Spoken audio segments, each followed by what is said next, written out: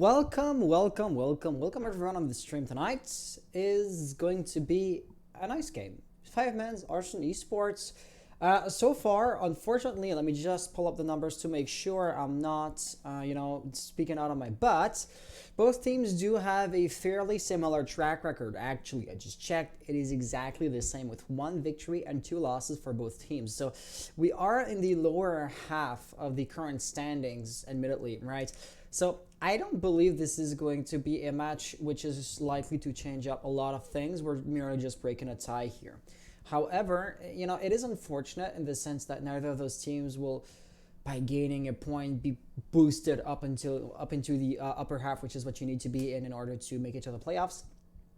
But I still believe the match is going to be very fun to watch and extremely interesting, in the sense that these two teams, like I said, are supposed to be toe-to-toe, right? At a very, very, very similar skill level, which is always nice to watch. And while I was speaking, it looks like the map bans have been going strong. So our first map is going to be Oregon. Our second one is going to be Clubhouse. And right about now, the teams are deciding where they want to start, on which side they want to start on attack and on defense. No, I don't want to take this. God damn it, OBS, why are you like this? And yes, so Oregon is going to be defended by Arson Esports first. Clubhouse, it looks like, will be attacked first by 5 men's. And Cafe, the decider, it is picked at random, so whoever gets to decide if they want to spawn, if they want to start attacking or defending first there. But also all that to say that I'm not exactly sure which team decided on the spawn sides, but 5-man's will be attacking first on Cafe Dostoevsky. Actually, if you look at it carefully, 5-man's will be attacking first on every single one of the maps that we're going to be having tonight. So with that being said, I guess now might be as good a time as any to fire up the game and to get this lobby going. What do you think? I also wanted to make announcements on Guilded and on Discord in order to get as many people, as many eyeballs on the stream tonight. So it's gonna be 5 men. Hey, am I not typing? 5-man's against Arson Esports.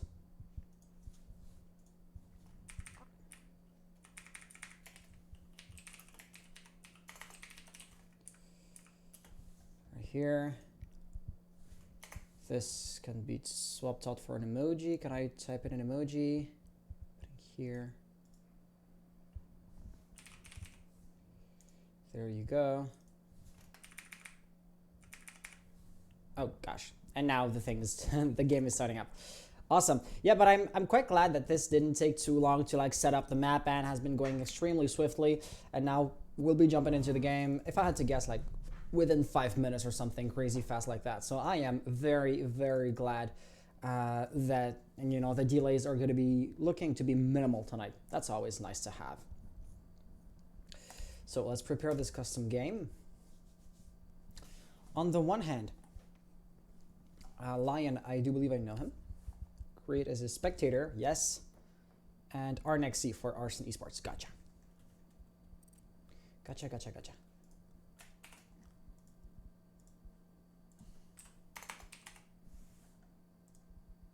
Lion, there you go. And Arnexy. Oh, I don't have him.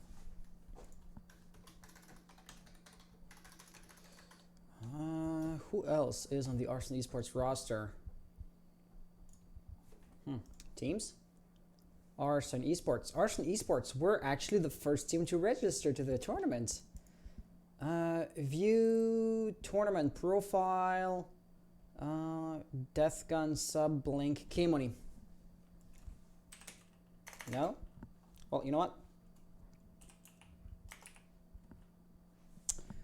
Might as well add Death Gun 11. No, he doesn't exist. Okay. King Blue? No. God damn it. Okay, so I'm just gonna have to proclaim my ignorance.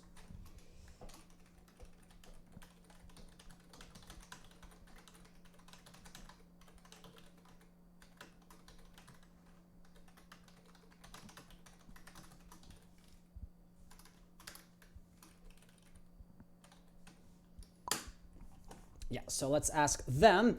In the meantime, awesome. I'm just inviting the other team, and then we're gonna be good to go.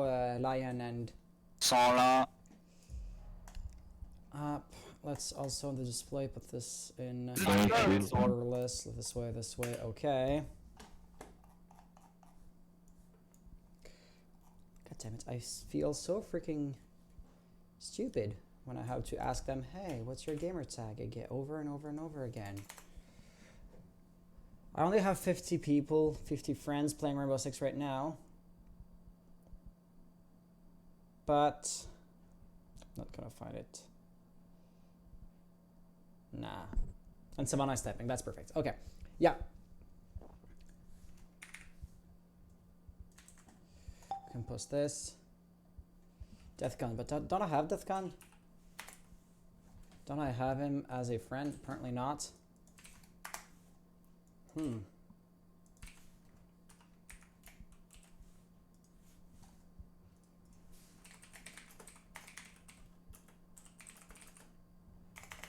find him in Uplay. Did he change his name, or did you misspell it? There you go. And I see Savannah has deleted the comments, so I believe there may have been a spelling mistake there. It happens. Yes, so the thing I wanted to set up whilst this was still happening was basically stream elements.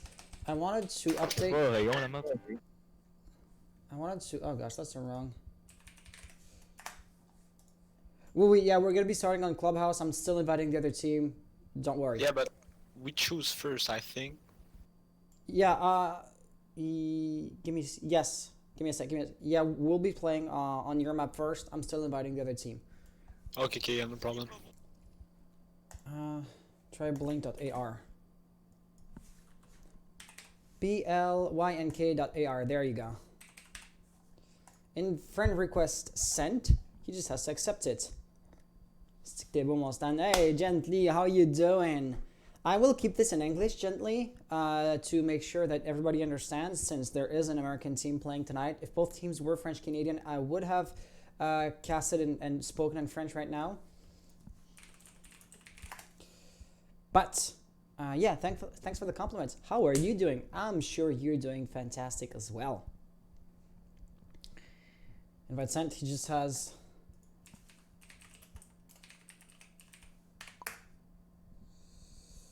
So yeah, friend request been sent. She's just gonna have to accept that one real quick. Yeah, dashboard please on stream elements, going back and forth, you know. And then I want to update the bot commands, because we're gonna want to have the stropple thing going on, right? So vote. There we do we. No, friend request has still just been sent. Copy address link. Control V. Save. All right, so guys, you know the drill. Who do you think is gonna win it? Type exclamation mark vote in the chat, and the bot is gonna respond with a link. And let's keep an eye out for that.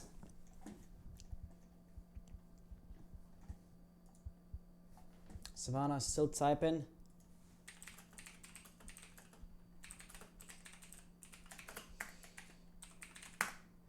There we go. Blink is here. That's awesome. Match options. The team's names are 5 Men's and Arson Esports. ESPORTS. Arson Esports. Awesome. That is good to go. And our maps are Argon first. There we go. Great. So as soon as the players are in on my end, we'll be good to go. I do want to point out, and let me just once again pull it up to make sure I don't talk out of my butt. We did add a skin to the band list because it blends a bit well. it would be like one addition that makes us non-standard if you were to compare our rule set with the Pro League rule set.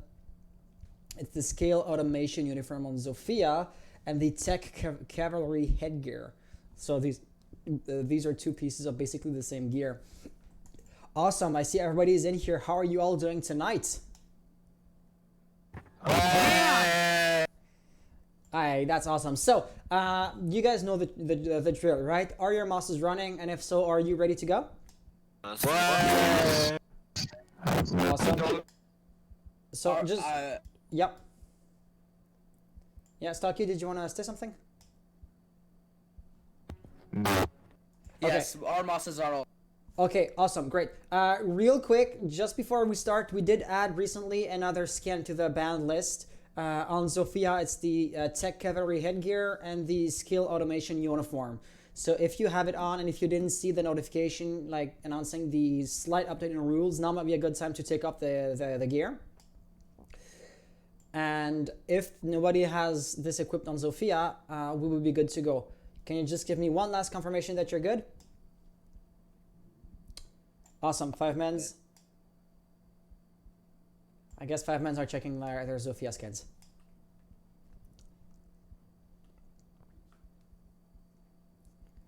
Okay. You look on fire. What tier is this, Relix Gun? This is T3. Like T2 would be Challenger League level, and this isn't exactly Challenger League level. Blank. But yeah, like real quick, I see Arson Esports are ready to go. 5 men's, are you ready to go? Bye. Awesome. Well, you know the drill. Good luck, have fun, and as always, may the best team win. And without further ado, let's jump right into it.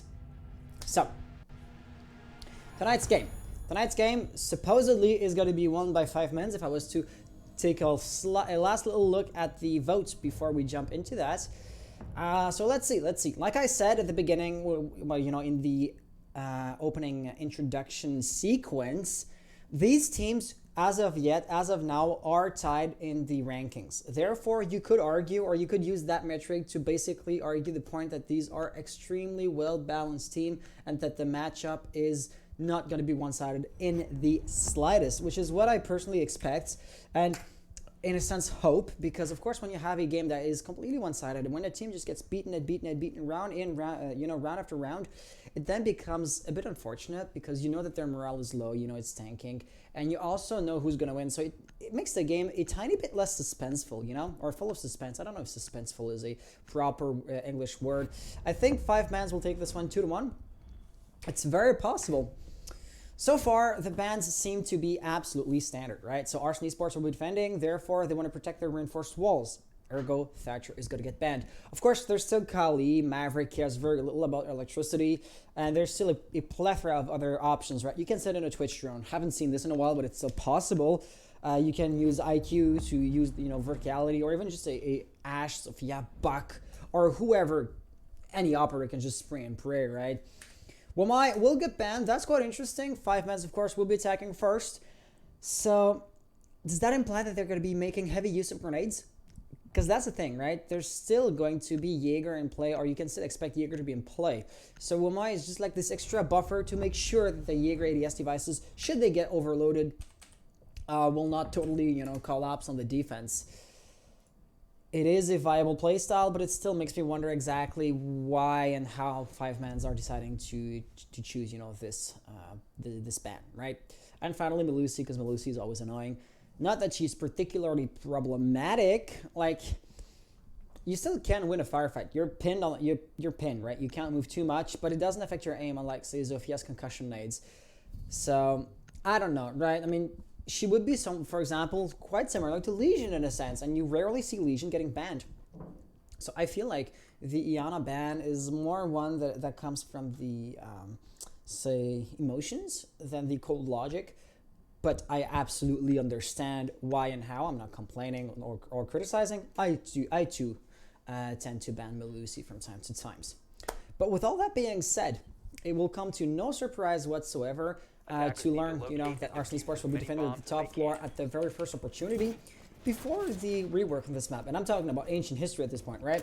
but the basement floor was, in my mind, easier to defend. It was hotly contested though, right? It was just my personal opinion. But ever since Ubisoft, you know, put a fresh coat of paint on this map, it is now undoubtedly the top floor that is the easiest to defend. It looks like their strategy is not exactly well coordinated or well practiced. It might be, you know, a small detail I'm nitpicking on, but you could see the Feline wanted to reinforce the other wall without realizing that Sphinx was actively reinforcing the panel from the other side. And I may be reading too much into it, but what I feel it transpires here is that they haven't like practiced the setup, right? You go there, plant the Valkyrie cameras there and there, reinforce those walls, barbed wire for Jaeger, and by going, for example, in the attic area to place barbed wire, might as well reinforce the walls, all that good stuff. So that kind of hesitation, should the trick have been learned, you know, by heart, shouldn't exactly happen. So you got me slightly worried, Arson Esports, but once again, I totally realize that I'm reading way more into it than I probably should. So right here, it looks like Stocky is holding the angle, but not just looks like it, right? He is actively holding the angle, but I would be slightly worried for him because we do know that Maze is down here. So it looks like the attackers are going to attempt to walk up the stairs and thus, you know, outflank Stocky, which is where the roaming game comes in. Blank has been spotted out, so he is going to shoot down the drone, and he knows that he can no longer just counter the advantage of the press. There's somebody right there. Is it Liver? Yeah, it is Liver. He is going to be taking a bit of a risk, but at the end of the day, you have to take up those roamers, right? Well, you don't exactly have to, but you absolutely should. In an ideal situation, for the 5-man team's perspective, you could just lock down the roamers on the first floor, walk up the stairs, plant the diffuser, and force a retake situation. Nomad would be extremely proficient at that playstyle, though she isn't on the current composition, so, you know, I might be daydreaming here, but you get, like, the general point. Gridlock is, but she's already placing down a few track stingers. That's another kill for Maze, so the defender's man count is, like, dwindling down slowly but surely, and Blink right here, yet another firefight. He's gonna win his gunfight. Death Gun also. This brings us down to a 3v3 situation. The advantage 5-man's had is just disappeared into thin air in just a matter of seconds. And this is what I like about Rainbow Six Siege, right? You can never take anything for granted.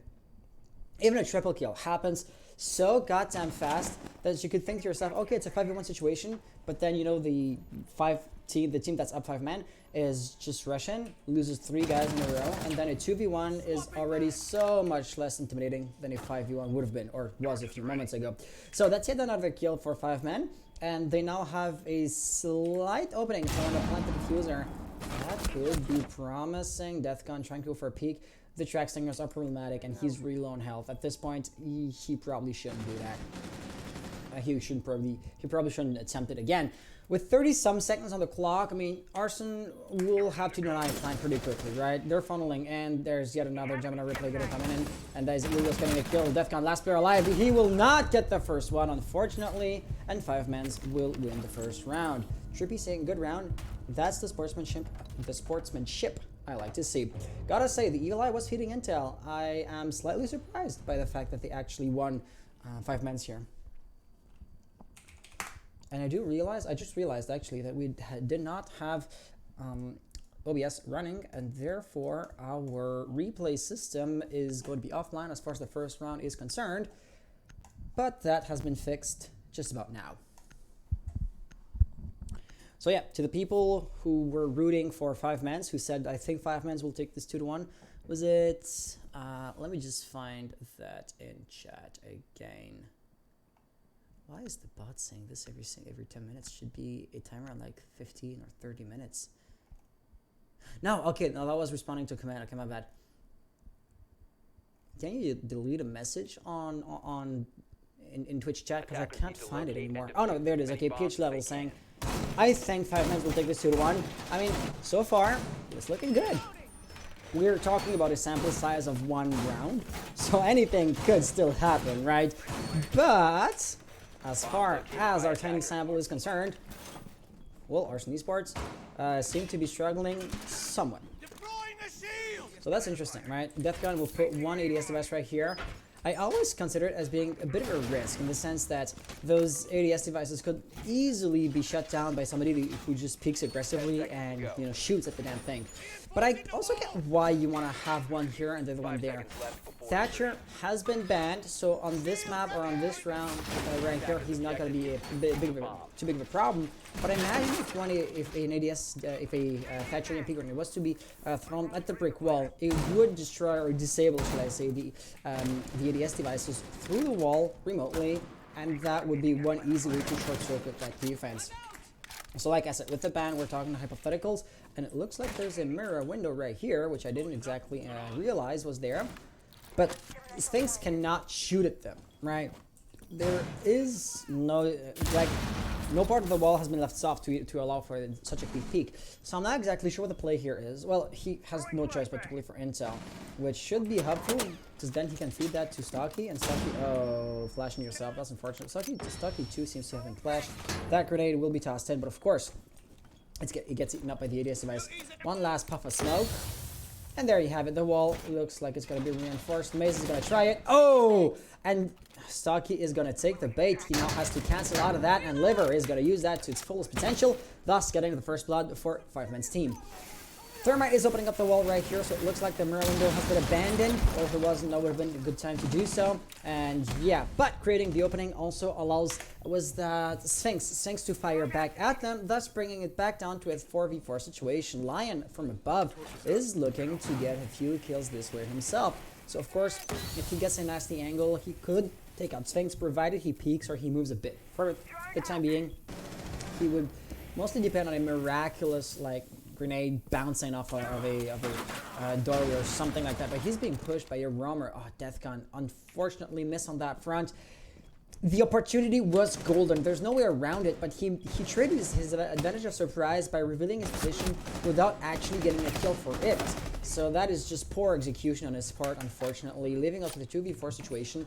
Arson Esports are being pressed hard, but if I was to be totally frank with you guys, Helios is low on health, Liver is also fairly beaten up, so it could be switched into a 2v2 situation pretty quickly, but no, it goes the other way around. Actually, that's going to be a kill with her immediate refrag still. Feline Claw in the freezer has very little control over OBJ, therefore he's going to be powerless to deny that plant, and rushing through the smoke would be just a suicide mission.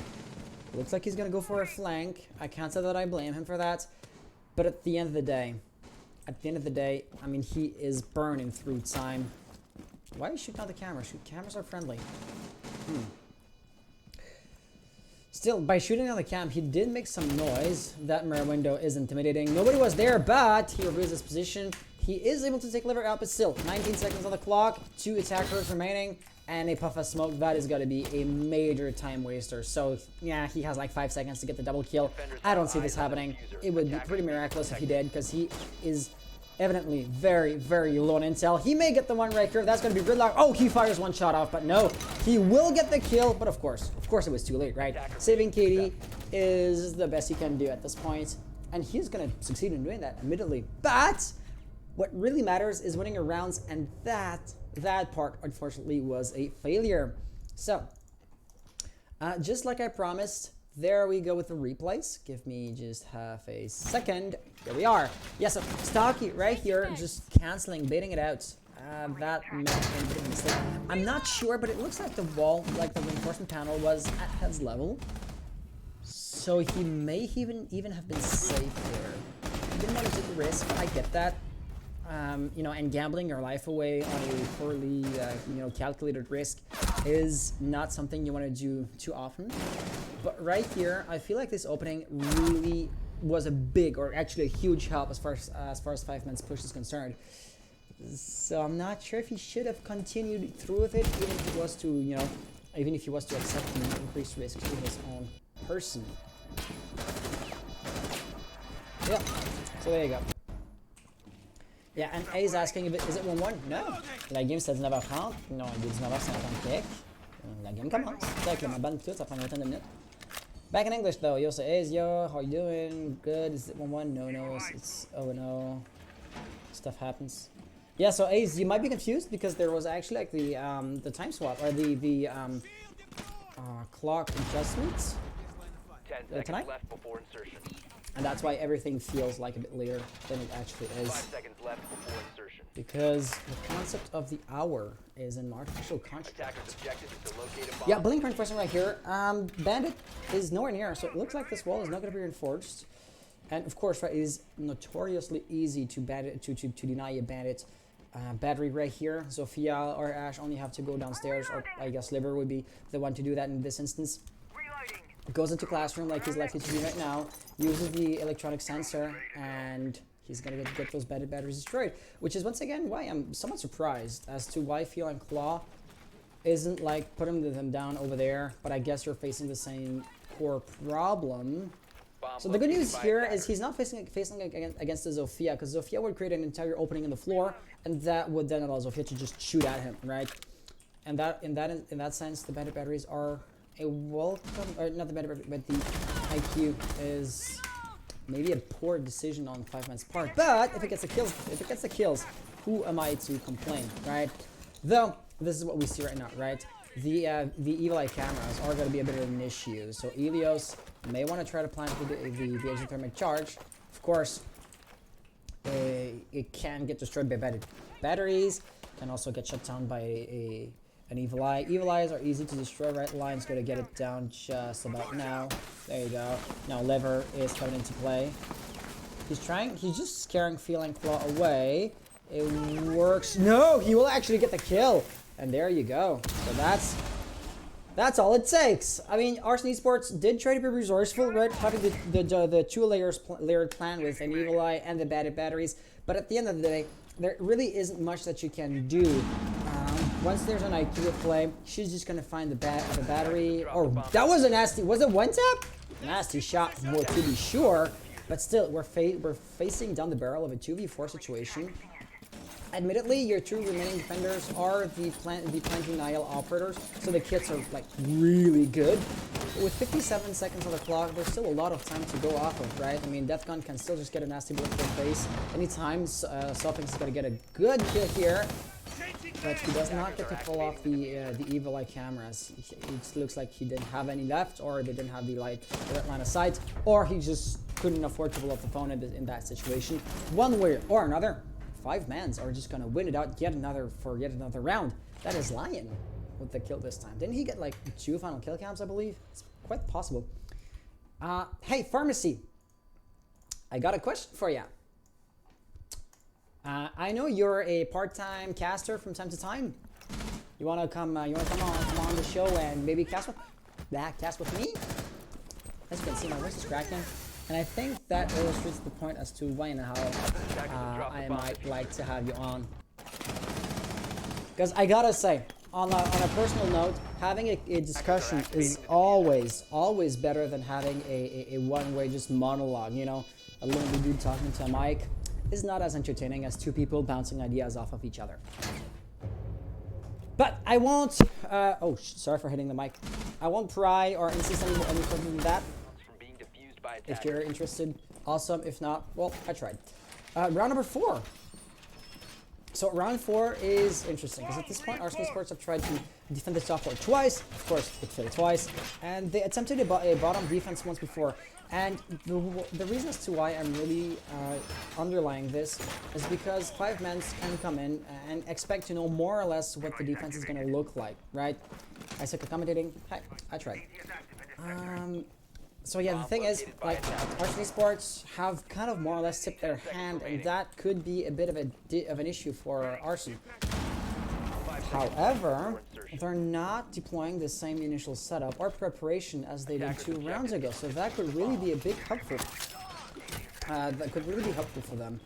5mans, of course, are going to be attempting another push from the basement area, just like before. However, it looks like not every single attacker is going to be pushing through tunnel, which is what we more or less transpired last time. Maze is going in, but there was a jammer. Was there a jammer? I believe there was. Yeah, it's right there. You know, in that angle, they can't exactly see. So he does it pretty good. I mean, I'm not gonna take this personally. Everyone is entitled to their own opinions, and that's fine. But I gotta say, if you want like proper professional level commentating, I mean, there's always the Pro League channel. Death gun right here on a well, punch hole. It's quite easy to spot if you're expecting or if you're looking for it, which at this point might be a bit of an issue, or it's actually a liability, right? He is going to be forced back because of this, the Ash coming in and trying the wall bangs. Doesn't exactly work out, but still, Death gun is no longer holding the forward position that he was. He's by the pillar now, so still a pretty nasty menace, and that is, of course, the hologram. A few drones are coming in. I don't see how he could pull that off, of course, right? So there you go, Trippy getting a first kill. Maze pushing in, but this time it's the real Maze, and a few shots are being fired, but nothing's gonna hit. Trippy landing a nice shot on Sphinx. 3v5 situation. That is yet again a pretty one-sided, opening to the round. Feline Claw being in the freezer, he has very little control over OBJ, and he is shot dead where he stands. Stock direct here, facing basically the entire team, is gonna fall down himself as well. Blink, last player alive. The lone roamer gets one, but we'll have to get back on site pretty quickly as the diffuser is being planted. Of course, he'll be too late for that, so denying the diffuser was not really an option, which leaves us with the 1v3 situation and the time pressure being flipped upside down. Now Arson Esports are feeling the bite. That drone may have been a bit of a mistake right here, but somehow Trippy doesn't die to that fire. Luckily for him, unlucky for Blank. Admittedly, he couldn't see the head, right? So he could only like chip away by shooting at the shoulder or the elbow that was poking out. Still, he had a full mag and didn't quite get that kill, which at the end of the day is a moot point. Doesn't really matter, as Maze was there as a backup and he gets the kill for this first match. Awesome. Hit me up on Discord. And there we go for round number 4. At this point, yeah, 5-mans do have a pretty solid lead, and that would be slightly worrying. This might be an understatement. But yeah, slightly worrying if you're an Arson Esports fan, as winning 1 or 2 rounds to bring up a deficit that you have is still possible. Even winning 4 rounds in a row is well within the realm of possibilities. I mean, 5-mans just did that. However, the power dynamic that is being displayed right now clearly favors 5-mans. So asking of Arson Esports to win 4 or even 5 or 6 rounds in a row, if they were to have a flawless first half, would be an extremely steep hill to climb out of. If Arson Esports want to have a shot at a comeback to eventually, win the map, or maybe even bring this into overtime, depending on at which point they start winning rounds. Catch me up on Discord. There you go. Okay. So yeah, that is a pattern is emerging, right? It's a back and forth. Arson Esports are defending the top floor, no matter if it works or if it, well, so far it's good, right? So then they go on the basement floor. Then back to the top floor, back to the basement floor. I gotta say one thing though. Sphinx has a tool which could have been really, really useful last time around.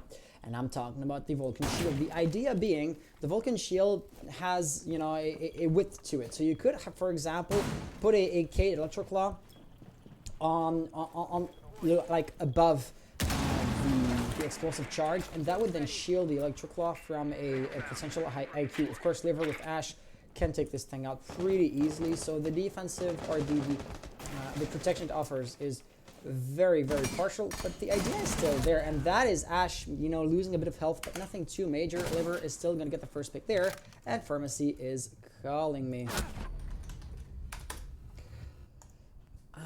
And right here, no, he didn't call. Yeah, there you go. Hey there, how you doing? Pretty good. Awesome, awesome. This, okay. So yeah, like you're jumping in mid-game, so there's not gonna be too much of an introduction. You were watching the game from Twitch, so you know more or less what's going on. The quick and easy way of doing it with like the Discord screen share isn't gonna give you sound, but you still see more or less what's happening. Yeah, this is fine.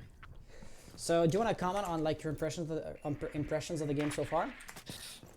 So far, I think what I can say is that the attackers are doing a very good sweep. One of the most important things for an attacker is to get map control, and as you can tell, they're getting very good map control. You see, they have control of bedroom, they have control of trophy. When you have map control like that, you're able to pressure all the single entry points into the bomb site, which means that the defenders can't come out, and you can just peek into them and put pressure onto them. So for the first time, since the beginning of the match, actually, Arson Esports do have the upper hand, right? They have numerical advantage. And for example, Blink from underneath can be a really big ace up their sleeve. So do you think Arson is going to win this round, or are 5men's going to be able to somehow bring this back? If 5men's can win this round with two things, either with getting more information, so getting some drones on site, or as you're seeing right there, going for refrags and getting just kills based off of good aim.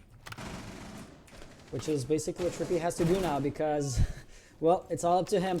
There are the Gridlock stringers over there, track stingers, goddammit, on the right hand side, so he knows they're trying to outflank him and he knows what to expect. But it was just a warning system more than, you know, an actual deterrent. And right there, oh, that could have been a nasty one tap, but that was not going to happen. So there you go. Arson Esports winning round number 1. I mean, momentum-wise, you know, things are still favoring 5men's. So Arson will have to win a few rounds back-to-back if they want to really get into the swing of things. But I don't see why it couldn't be the beginning of such a comeback. Yeah. Realistically, a 5-1 split is actually very doable because Oregon is quite, well, actually, I don't know. It is more defender-sided, but if you're able to you know, really take good map control, you can easily make it work. So if they can get that 4-2 split, that would be a lot better. But even if they go 5-1, I feel like all hope isn't lost. So you believe that this map is attacker-sided, correct? No, I think it's defender-sided, but any map is attacker-sided if the team gets good map control and fast. Yeah, I gotcha. So it really comes down to 5men's playstyle, more or less. Which, like you underlined, it has been brutally efficient and swift. I mean, you know, you can take a minute and a half to drone out. You know, 20 seconds meta is viable, or at the very least is for some teams who can master it.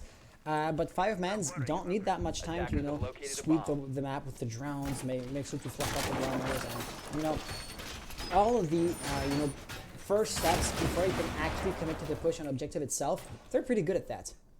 Exactly. So, what I like to see also coming off from Arson Esports is that they have like multiple variations to their strategies, right? We had the extended hold with the smoke, this time it's reinforced. The previous time it was reinforced but no mirror window. This time we're also bringing a Goyo into the mix. So, by going to the same bomb site, you know, round after round after round, it might be a bit worrying, because if 5men's, on top of having the history of winning there, were to know what to expect going into things, it would be a really tough sell for Arson. But since they're always keeping it fresh, this should help to keep 5men's, you know, on their, you know, well, back foot every single round, even though it's not been enough to, well, guarantee the positive outcome for Arson Esports. That's a good wall bank right there. Yeah, absolutely. Feline droning Ramen right here. He could be interesting. Oh, and that opening actually is going to be nasty, and they have no idea. Though the advantage of surprise has been burned, he can now expect to become a tracked man. Like, they'll be hunting him down. That is for damn sure. Yeah, like wall banks being attempted. The thing is, Feline has good movements, right? He's no longer even remotely by the attic area. So now he's actually working on pushing the attackers. I'm not exactly sure what the big play here is, because if he pushes in, like, he risks his life, and then, you know, playing for time no longer becomes a priority. So if he keeps his whereabouts, you know, unknown, that might even be the best thing. But, like, he's moving, or he's inching his way closer to the big tower area, right? And also, like, I'm used to casting on my own, so feel free to, like, interject or, you know, almost cut me off, because I'm not used to, like, taking time off to let others speak, if you catch my drift. No worries. Perfect. So right here, I mean, you can sense that he's being pushed by a coordinated effort. You know, he has Thermite on one side, there was Liver on the left, but that was a lost firefight for 5men's. But at this point, that's another kill, triple in total, and that might even be a quad. Oh, it's looking good. Should that be a quad kill, the ace could technically be possible for him. So Lion has to get that frag, and he will. So a 2v2 situation, you know, more or less on equal footing. That is looking very doable for either teams. The timer is slowly running out, so I guess 5men's will have to race against the clock, but with 40 seconds, you can actually, you know, take full control of an objective without too many difficulties. Lion was working on the flank, but somehow or for some reason, actually, he just bails out. He seems to be hesitating, right? And that might be more problematic than you think, because hesitation, when you're coming down to the last seconds of the round, is deadly for the attackers. Sphinx now up to full life. Unlike Lion, this is not going to be a very even-sided firefight. 16 seconds. He knows exactly what he has to do. He has to flush him out, get the diffuser, and get it planted. But I don't see how Sphinx isn't going to deny that, right? He's not that far out. Nitro Cell is not... Oh, no, he made a mistake. The diffuser is going to go down. Wow. I didn't see that coming. Very interesting C4 from Maverick.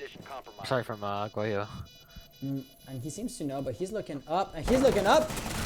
I mean, at the end of the day, Vector Goldberg, right? At such a close range, he wasn't gonna lose the firefight, except if he made like a major mistake. And there you have it. Arson wouldn't get another round. Defenders win. So if I were to analyze this round, the one thing I want to say is that that defender, that vigil upstairs, created all havoc. And the problem with that is that that's actually not a smart play, and I'll tell you why. It's because when you have a singular roamer like that, you really focus on him to be a good mechanical player, you know, having good aim. And when you send the whole team like that one at a time to try to see if each teammate can win the gunfight, then obviously the defender is going to have the edge because he has usually better positioning and maybe more info. Because you saw how they were coming at him from a very lateral, from a very lateral manner. You know, they weren't coming from behind them, from above them. They were going one at a time, peeking kind of where Vigil was expecting to get peeked from. If you peek him from where he's expecting to get peeked from, then obviously you don't have the most chances of winning the gunfight. Especially if you see right here, you see it's one at a time. He's holding a very passive angle, gets the kill, same position, he's aiming at the same hole. The other guy, instead of going and peeking the same hole, he could have ran around, went behind him, went from kitchen, green hole. But instead they're deciding to peek. Yeah, that would have also been better, but they keep peeking the same hole over and over again, which just makes it very, very default for both of them. And it just comes down to who can hit the headshot first, which isn't what you want to do when as an attacker. You're absolutely right. I mean, I gotta say, Vigil's play was interesting, but I mean, it's like the choices, the tactical choices that really do win a round. Firefights can absolutely go both ways, so just betting on having a better aim, better reactions than your enemy is not gonna be a sound or consistent strategy. If I was just like to add my personal opinion, it's easy to criticize, so I'm gonna allow myself to criticize Arson since they won the round, right? Vigil, by being identified or by being located, did alleviate a lot of doubt on the attackers' minds, right? They were droning, they were attempting wallbangs, they didn't know where he was, which on paper means he could be anywhere, and thus he could wallbang you or pre-fire at every single turn, which like creates this like ghost in the attacker's mind. And that can really paralyze a team if you don't know what to expect and you don't know how to react to the unknown or to the uncertainty factor. So maybe rushing back towards the attacker to force more kills. He did get 4 kills, right? He did get a 3-piece. Like the ace was looking very possible for him. I do get that. But I feel like he could have played a bit more passive and that could have had, you know, better psychological rewards for the enemy. Sure. I mean, I'm maybe also reading too much into it. Right here. Of course, is going to be receiving the pressure. That's going to be a given since the batteries were trivially easy to destroy. But wait. Okay, no, I was wondering why. We should pay a little attention to that ADS, which is right in front of the breach. If they open the breach, you can just shoot it off. That is an interesting placement by Trippy right there. So right here, there is going to be a roaming. Just clear it out. That was trivially easy. I do get the idea, right? If Trippy is able to run around meeting room, he could deny Ash or IQ a shot at destroying the batteries, and that's exactly what you predicted, right? Way better clear right there, though. You know, they both came from a door. He was pinched into a room. He didn't know who to pick. When you don't know how to pick, you panic like that, and then you die because you're not aiming anywhere. So they made him panic and got the kill. That's what they should have done to Vigil the round previous. You're absolutely right. And, you know, just going off of what you said, Deathcon is more or less setting up. Deathcon and Seth are kind of working on a pinch of their own, right? If they want to come in from the main stairs, and then Stock, he's pushing from Attic. This could be interesting. But for the time being, they're going to have to flush out Liv if they want to be able to actually work or actually execute the said pinch. And it looks like we're going to be bailing on... Are they going to reinforce that? Apparently not. But, oh, Maze was able to shut down the one push. But Feline is there with the refrag, which may or may not happen. It does happen, but it was very costly. Still, a 3v3 situation, but the health pool is going to favor 5 mans. 30 seconds on the round. Stocky does have diffuser, so Blink is probably trying to just clear out away for him. That was a nice kill. Is he gonna try to plant? Yes, he is. Attackers have located At this a point, bomb. like Elios, either one with a good nitro cell could probably deny that, but Ash is going to be a big problem. She gets taken out. One, 2-on-1 situations. That's a nice kill as well. And Sphinx, last alive, low on health, doesn't have the G8. So, standard 30 mag, standard measly 30 bullets mag is going to have to make do. Liver knows more or less what Sphinx is, but that's the thing, right? By keeping his exact location hidden, it creates a lot of doubt in Liver's mind, and that is extremely time costly. And there you have it. Sphinx is going to be able to pull off the clutch, thus winning Arson Esports. It's yet another round. They are mounting the comeback. Great use of Picker's advantage by that smoke to frag Ash, but what is that play at the end by the defender? Okay, so as a defender, your only job is to push back the pressure that the attackers are putting and not let them come on the bomb site. That IQ at the end when it was a 1v1 was putting no pressure on bomb site, but for some reason, the defender Mozzie decided to put pressure on the attacker, which is kind of the reverse. And because of that, IQ did a counter wide peek straight back and got the easy kill and won the round, even though that should have been a defender win right there. Yeah, you're right. Attackers are I activating mean, the bomb. two mistakes have definitely been made, Attackers need which to protect is the always diffuser. unfortunate, Position right? compromised. The higher level of plays we get, the more impressive and spectacular they're going to be. So, in that sense, we're rooting, or I personally, at the very least, I'm rooting for both teams to produce an amazing spectacle, which unfortunately wasn't the case this time. But they still have plenty of rounds to prove us wrong or to break that track record. So, basement defense. The one thing I do want to point out is, of course, we didn't acknowledge it, but everybody will have realized that the rule swap did occur. So, Arson Esports are attacking and 5-mans are defending. Why am I, stating the obvious at this point? It's because there's going to be, a breath of fresh air that's being breathed into the game, in the sense that 5-mans will have different strategies than Arson Esports on defense, and Arson Esports will have different strategies than 5-mans on offense. Namely, the use of a Maestro. We haven't seen him used on the basement floor before. One Evil Eye is going to be right here, and the other one, let me just find it, is right there. So an Evil Eye plus a Smoke could be a really strong deterrent to protect Blue Bunker, but without a Romai, the Evil Eye, of course there's no Jaeger ADS there, is hardly going to be defended at all. If we be quite honest, I feel like at this level of play,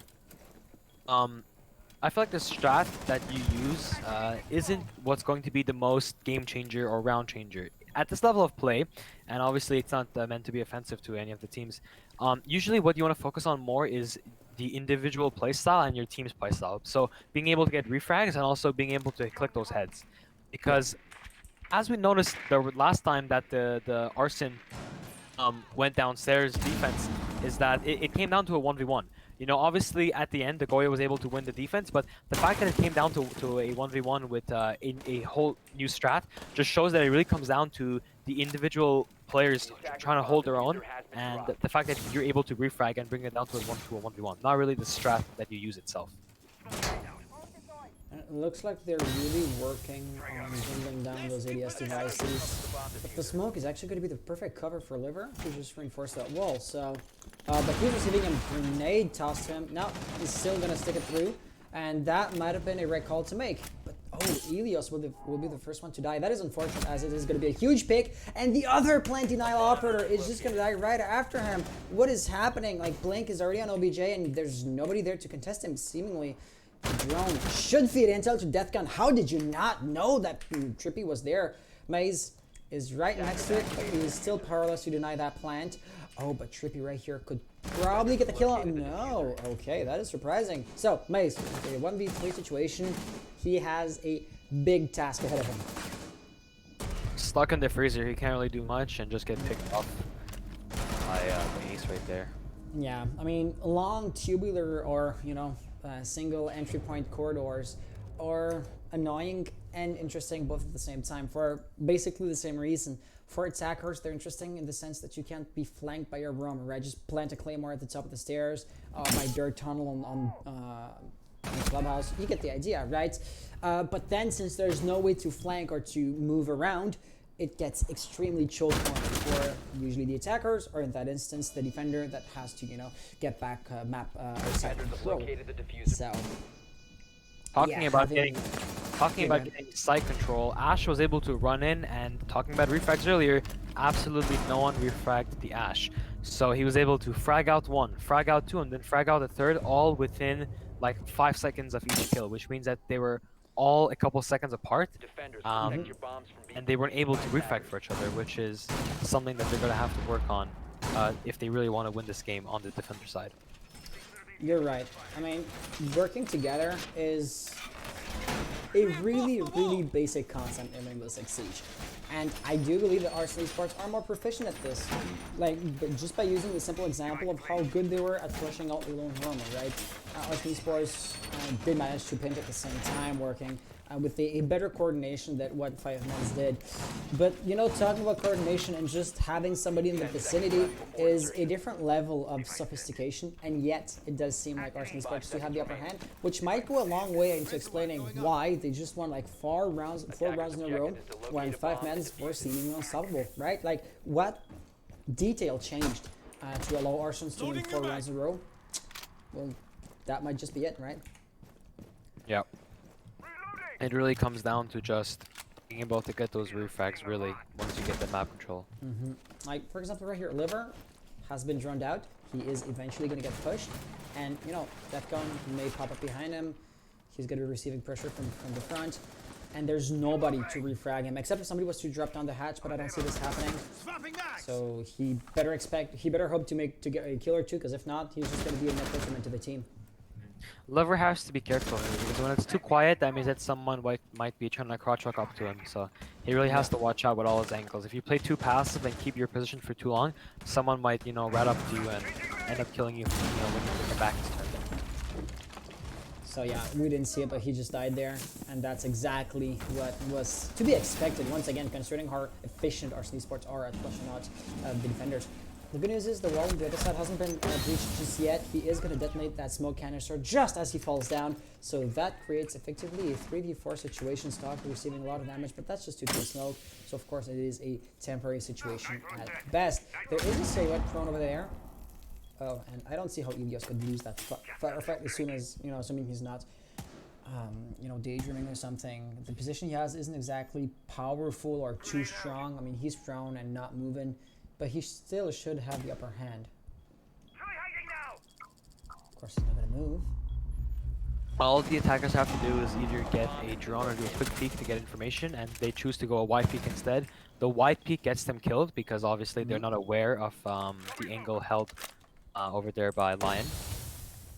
Great frag to bring it back down to neutral. Yes.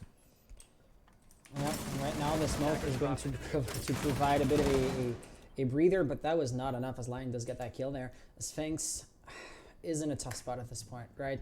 The two attackers aren't exactly together, but if they push at the same time, they could, for example, pinch Maze, but of course they would expose themselves from a few different angles at once. So it is going to be an extremely delicate situation for them. Still doable, but it's going to require perfect timing, which unfortunately is just not going to happen, as Lion simply gets a double.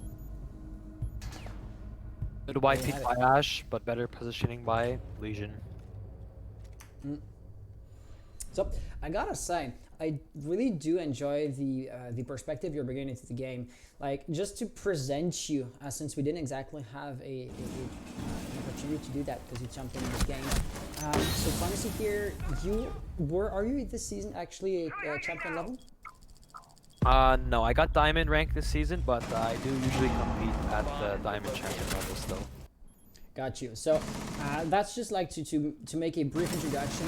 Pharmacy is an extremely skillful and talented player, and like you bring in a properly like player level POV, and you know I'm gold level, so I am nowhere near as much a reference as you are. So my perspective is a bit more analytical and, you know, top-down view, as really mechanical and how to properly execute a push. Which is interesting, because I don't believe I've ever casted with somebody that could like actually, like, you're higher ranked than legit early players. Some of them actually, at least. And that dynamic I really do enjoy. It's the first time I've actually casted with somebody that has a high level as you are. So, but that aside, Yeah, there's the final kill cam. Lion getting a double. I believe it's been looping twice. Is it? No matter. Attackers have discovered the Arson location of a now. bomb. They are putting my 5 mans in the situation that they were before, or actually no 5 mans on the defense. My bad, on the man's history. Attackers are moving. Yeah, so 5 mans. They won the first round. They have to go downstairs, but at the end of the day, we saw that before, so it's not too surprising. The extended hold isn't going to happen this time. There's going to be a Mirror and a Cade, plus a Bandit, so just about everything is going to get electrified. But it looks like the attackers were expecting that, as Taki is bringing a Twitch, which is something you don't see too often. See, when you reinforce off that wall and you don't choose to extend, then you really force them to come into the doors. However, last time Ash came in the doors even though they were extended. So hopefully this time that they're really forcing them to go into door frames, they're going to be ready to hold it so that they make sure someone like Blink doesn't just run into sight. Well, that's on paper where Elios would come in, right? I mean, we saw Arson reinforce both of these walls and put a mirror window on there. I found it really odd. But it looked like the mirror window is strong enough to turret, as Blink isn't even going to attempt it. It's quite easy to do, to shut down a mirror window, right? Just use a smoke canister, you know, a smoke grenade. Or get the hat above. Or get the hat, yeah, indeed. It's likely been reinforced and electrified, so I guess we're going to have to make a good use of, well, there's no Maverick, so it's going to be the Twitch drone. But Stocky only has one left, and he does not act like he wants to use it up just yet. The thing is, there would hardly be a way to sneak the drone up to the mirror window, right? Main stairs, freezer stairs, big tower, or bunker, are all being held by the defenders. So there's no way to just be sneaky about it. If Stocky plays this right, he can really get a power position. If he can get into that corner of freezer where the table is, he can jump on top of it. You see that box over on the left. He can jump on top of it, and then he can get an angle onto Laundry and really hold it for the rest of the round while his team pushes. That can be very, very dangerous, which is why Lion isn't going to give up too easily. And there you have it. We just saw the drone getting shut down. So that was like the Twitch, the Mira counter that's just going to fail in this instance, which is unfortunate, and it's prompting yet another round of like, well, flanking or going to plan B plan C. Oh, look, Twitch, oh, on the box. Yep, she's thinking about it. And right there is likely to be a kill. There we have it. He's down, like the menace has been neutralized, but oh, that's going to be a nasty refrag, leaving us with effectively a 2v3 situation. But yet again, it's the same thing, right? They're going to have to push through the door, which is going to be extremely predictable and thus easy to shut down. Right here, Maze should be concussed. He isn't for some reason. That's linguistics for you. And Elios is holding on to the other side of the map. Still, it could go down either way. But Stocky getting away from Elios puts us in a 1v3 situation. He's gonna have to hold on to a few different angles at the very same time, which is not exactly easy to do. He does anticipate the rotation, but loses the firefight. Arson Esports are now gonna bring this back to a 5-5 scoreline. It looks like an overtime situation is pretty likely at this point.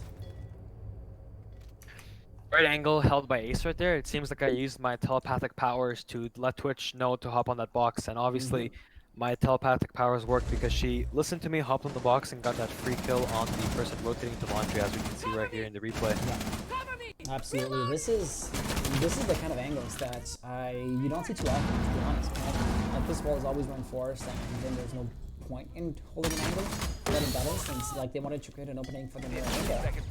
The black mirror is what it's actually called, I believe, which then also created the opening that the attackers could use. So, well, creating lines of sight is always a double-edged sword, and in that instance, Arson Esports were able to get the better of it. And it was just gotta keep, like always, track of the game's history. The launcher defense that Arson were able to win. Okay, so 5-5. 5 mans, of course, can't go upstairs again, and they wouldn't risk, defending the first floor.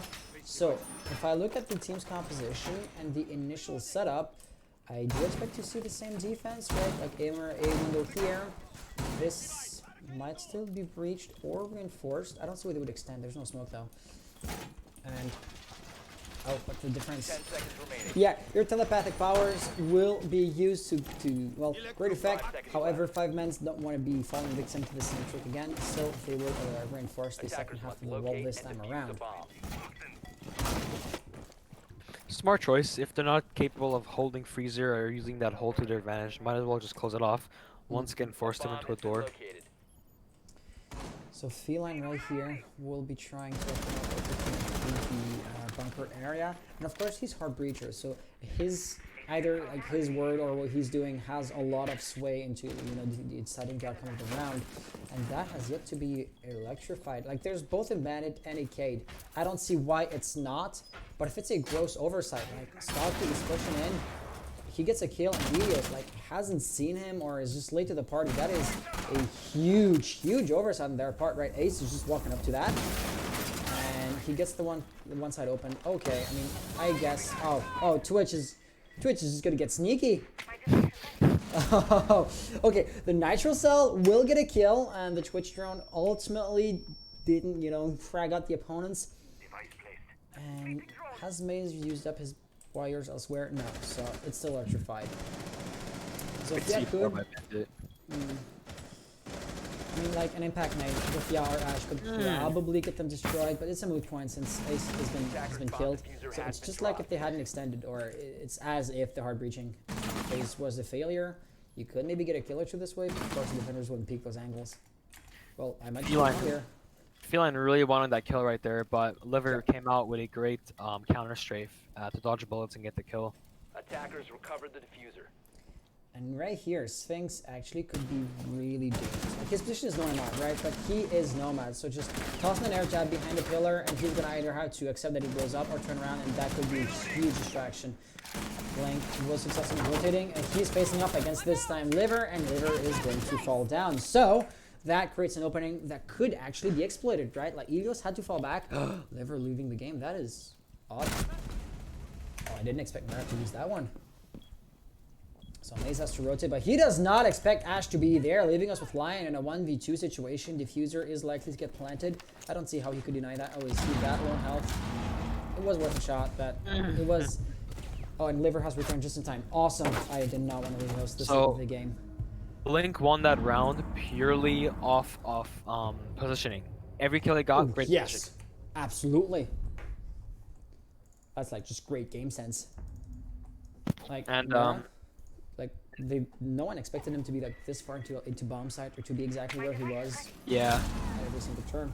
Another thing to add is that very unfortunate that Legion was playing in the corner. But the thing is that when it comes down to low on time, you don't want to play for a passive angle. When it comes down to time, you want to play either for a swing or you want to play an aggressive angle. And the reason you want to do that is because if you're playing a passive angle and your position isn't 100% secure, then something like this can happen where he's just going to be able to use Pika's advantage to kill you, to kill him like that. So it would have been better if he played maybe in the opposite deep corner and then went for a wide peek right before Ash comes in, or even plays around the corner and then wide peeks right as Ash is in movement and walking at the side. Yeah. And like I'm repeating myself, but that kind of theory that you're bringing in is what I absolutely enjoy. Match point situation though, Arson Esports really did a 180, and now they're at odds of winning, so 5-mans absolutely have to win this third round to bring this into overtime. It's their only choice. Helios with the Valkyrie, of course the cameras will be the exact same. I'm just a bit worried, like that camera could easily be destroyed by like if thermite is open to charge. Though Ace is being dropped to the field this round, and of course his Simas don't blow up too hard, so it shouldn't be an issue, but it's still like slightly worrying. Talking about blowing up, yeah, go ahead. Talking about blowing up very hard, he just put all of his ADSs in attic, and they do not have a Womai. If any nades or flashbangs come from anywhere else but the attic, people can start getting exploded soon. Yeah, and I mean, who could have the grenades here? So Stark is the only one. But of course, like flashes absolutely can win gunfights and by extension rounds. But it looks like right here, Stocky is just not going to care in the slightest about any kind of electricity. He's of course going to use the frag grenades, and that of course is a good use of the utility. But then you don't have it left on you to like actually get kills. And like you pointed out, like the proper lack of ADS anywhere else could have been exploded had Arson droned that properly. But for the time being, Defcon of course going to be the first casualty. Liver is still right here, surviving. Oh, and that's going to be another wallbang. Amazing plays. He's still isolated, right? He wouldn't. Wow. Triple kill. Okay, that's even going to be a fourth. Okay, is he going to get the ace at this point? You see, this time they had Bandit play his bottom main lobby, so that if someone crouch walks behind him like a rat, you know, the Yeah. Bandit is able to kill him out like he did. He, made Dokai be scared for Jaeger to kill him. However, it's insane that the attackers are all pushing from T1. T1 is the bottom tower, as you saw over there. And if tower is clear, what's the point of running across T1? You can die from the bottom staircase, you can die from Green Hall, you can die from the wooden wall like you just did. It would have been way smarter to just rappel up, you know, take a little extra 5 seconds, but at least that 5 seconds would have costed you 3 more lives that you could have saved just by rappelling up to T2 and jumping in the window, rather than having to pass by the downstairs, where is obviously going to be more dangerous because of the more possible lines of sight that can happen, or flanks. Yeah, you're right. It did cost them, and it cost them the round. At this point, we're in good time, and it could very well Attackers dropped the the diffuser. map. And you also rightfully pointed out that, you know, Liver, though he was somewhat isolated and that Luca would have been possible, Maze was at the bottom of the main stairs, so he was cutting off the rotation, which, like you said in your words, made Berkeley like anxious or scared to push him in. And that was exactly what they were lacking compared to last time around. Once again, going back to the fact that Arson Esports were so much better than 5-mans at flushing out roamers. In that instance, the roamer just didn't lose any firepower, so good on them. But it was still an inherently risky playstyle to have. Great shots from the attacker right there. Being defused by So, attackers. overtime. At this point, everything and anything is still possible. There's going to be a wheel swap by every single round, and therefore, you know, the seeming attacker's advantage is just going to basically disappear. The defense, of course, is going to be eerily similar, as 5-mans are going to be getting the first round of defense in overtime. This time around, Trippy with the Vulcan shield. That's going to be interesting. So who did they remove to get Vulcan in? Was it a K? I think it might have been, maybe if, I didn't really keep track. 5 seconds. Neither did I, which is why I was kind of asking the question. But hey, there you have it. Like those Jaeger ADS devices are also, or this one right here is still going to be extremely vulnerable as soon as the wall gets breached, which is not an if but a when. So yeah. Okay, still- something, you know, this is not another, you know, kind of mistake. First of all, once again, the ADS is right in front of the breach. Absolutely. And Michael's second list of is all, nasty. that's a Goyo shield, right? And he put the Goyo shield on the, you know, in attic, right? That's fine. Yeah. But he put both of the ADSs behind the shield. You know, once they clear that first ADS, they can just destroy that shield, and if possible, that blast might even be enough to get rid of one of the ADSs, or the Very fire possible. might even spread down into the attic pit. Oh, nice flank right there. Going back to the flank, to the, you know, clearing out the roamers part. But it looks like 5-mans really are using only one roamer. Oh, but Trippy through the hatch is gonna get another one, which is effectively just as efficient as, you know, proper roamers. Plus, he's no longer exposed or no longer, you know, vulnerable to that kind of stuff. Still, Arson Esports aren't gonna be, you know, giving up just yet. Blink is still in the kitchen, so he could very easily, you know, go into the classroom area, use the Ash Charge to open up, or just cook a nade. That's still PC utility I wouldn't use for that purpose, but it gets the job done. Maze is probably going to Benetrix that. No, he was out of batteries. Oh, that's okay. So the wall is going to breach. Ace uses another Selma. Nothing, you know, too out of the ordinary there. But the push is going to be the actual, I mean, tricky part, right? They're going to be facing off against a 4v5, 4v3 situation, so they're down at end, and Blink isn't exactly contributing to the push so far. Whereas, you know, Sphinx is, well, peeking angle, so he could die at any moment if he's not careful. And Blink wouldn't, for example, create havoc from the other side, create a distraction, get refrags, any of that. And I don't think he saw the camo in the white stairs. No, he did. Okay. But he missed it. Well, there you have it. They're pushing in. And now that's the positioning they're known for, right? One player on every single Attackers angle, dropped the bomb trying to find cross angles as much Attackers as recovered possible. the bomb diffuser. Kind of feels like the attackers are playing a little bit more slow. I think that the defenders really tired them out, and now they're just falling, you know, one at a time. Yeah, indeed. At this point, like Feline speaking, he's fairly passive. He does have smoke grenades, so he could like shut down a line of sight and then work on the other flank or the other exposed flank to basically shut down 5-man's positioning. Sphinx would like to try to get him in time, but of course that's just not going to happen. Now, especially if he's last player alive, he would have nobody to cover him, and thus, if he doesn't pull a 1v4 match, a 1v4 deathmatch situation in 4 seconds. Now the defenders are really playing for the swing, so this is great right here, except obviously for that Jaeger right there, but it doesn't matter because the time was already run out. And instead of holding a passive angle, he's playing behind the wall and waiting to go for a wide peek, so that's the better play to do on defense right there. Little tip for everyone. And gosh, did we miss every single kill in that round? So only 3 replays for you. Yeah, so that last one was meeting 5 seconds remaining. 5 men's wanted, so we lost overtime. 5 men's actually wanted Operators, 2, you are out of time. which creates the situation where we are now gonna go into laundry and supplies. So basement hold for possibly the last round for Arson Esports.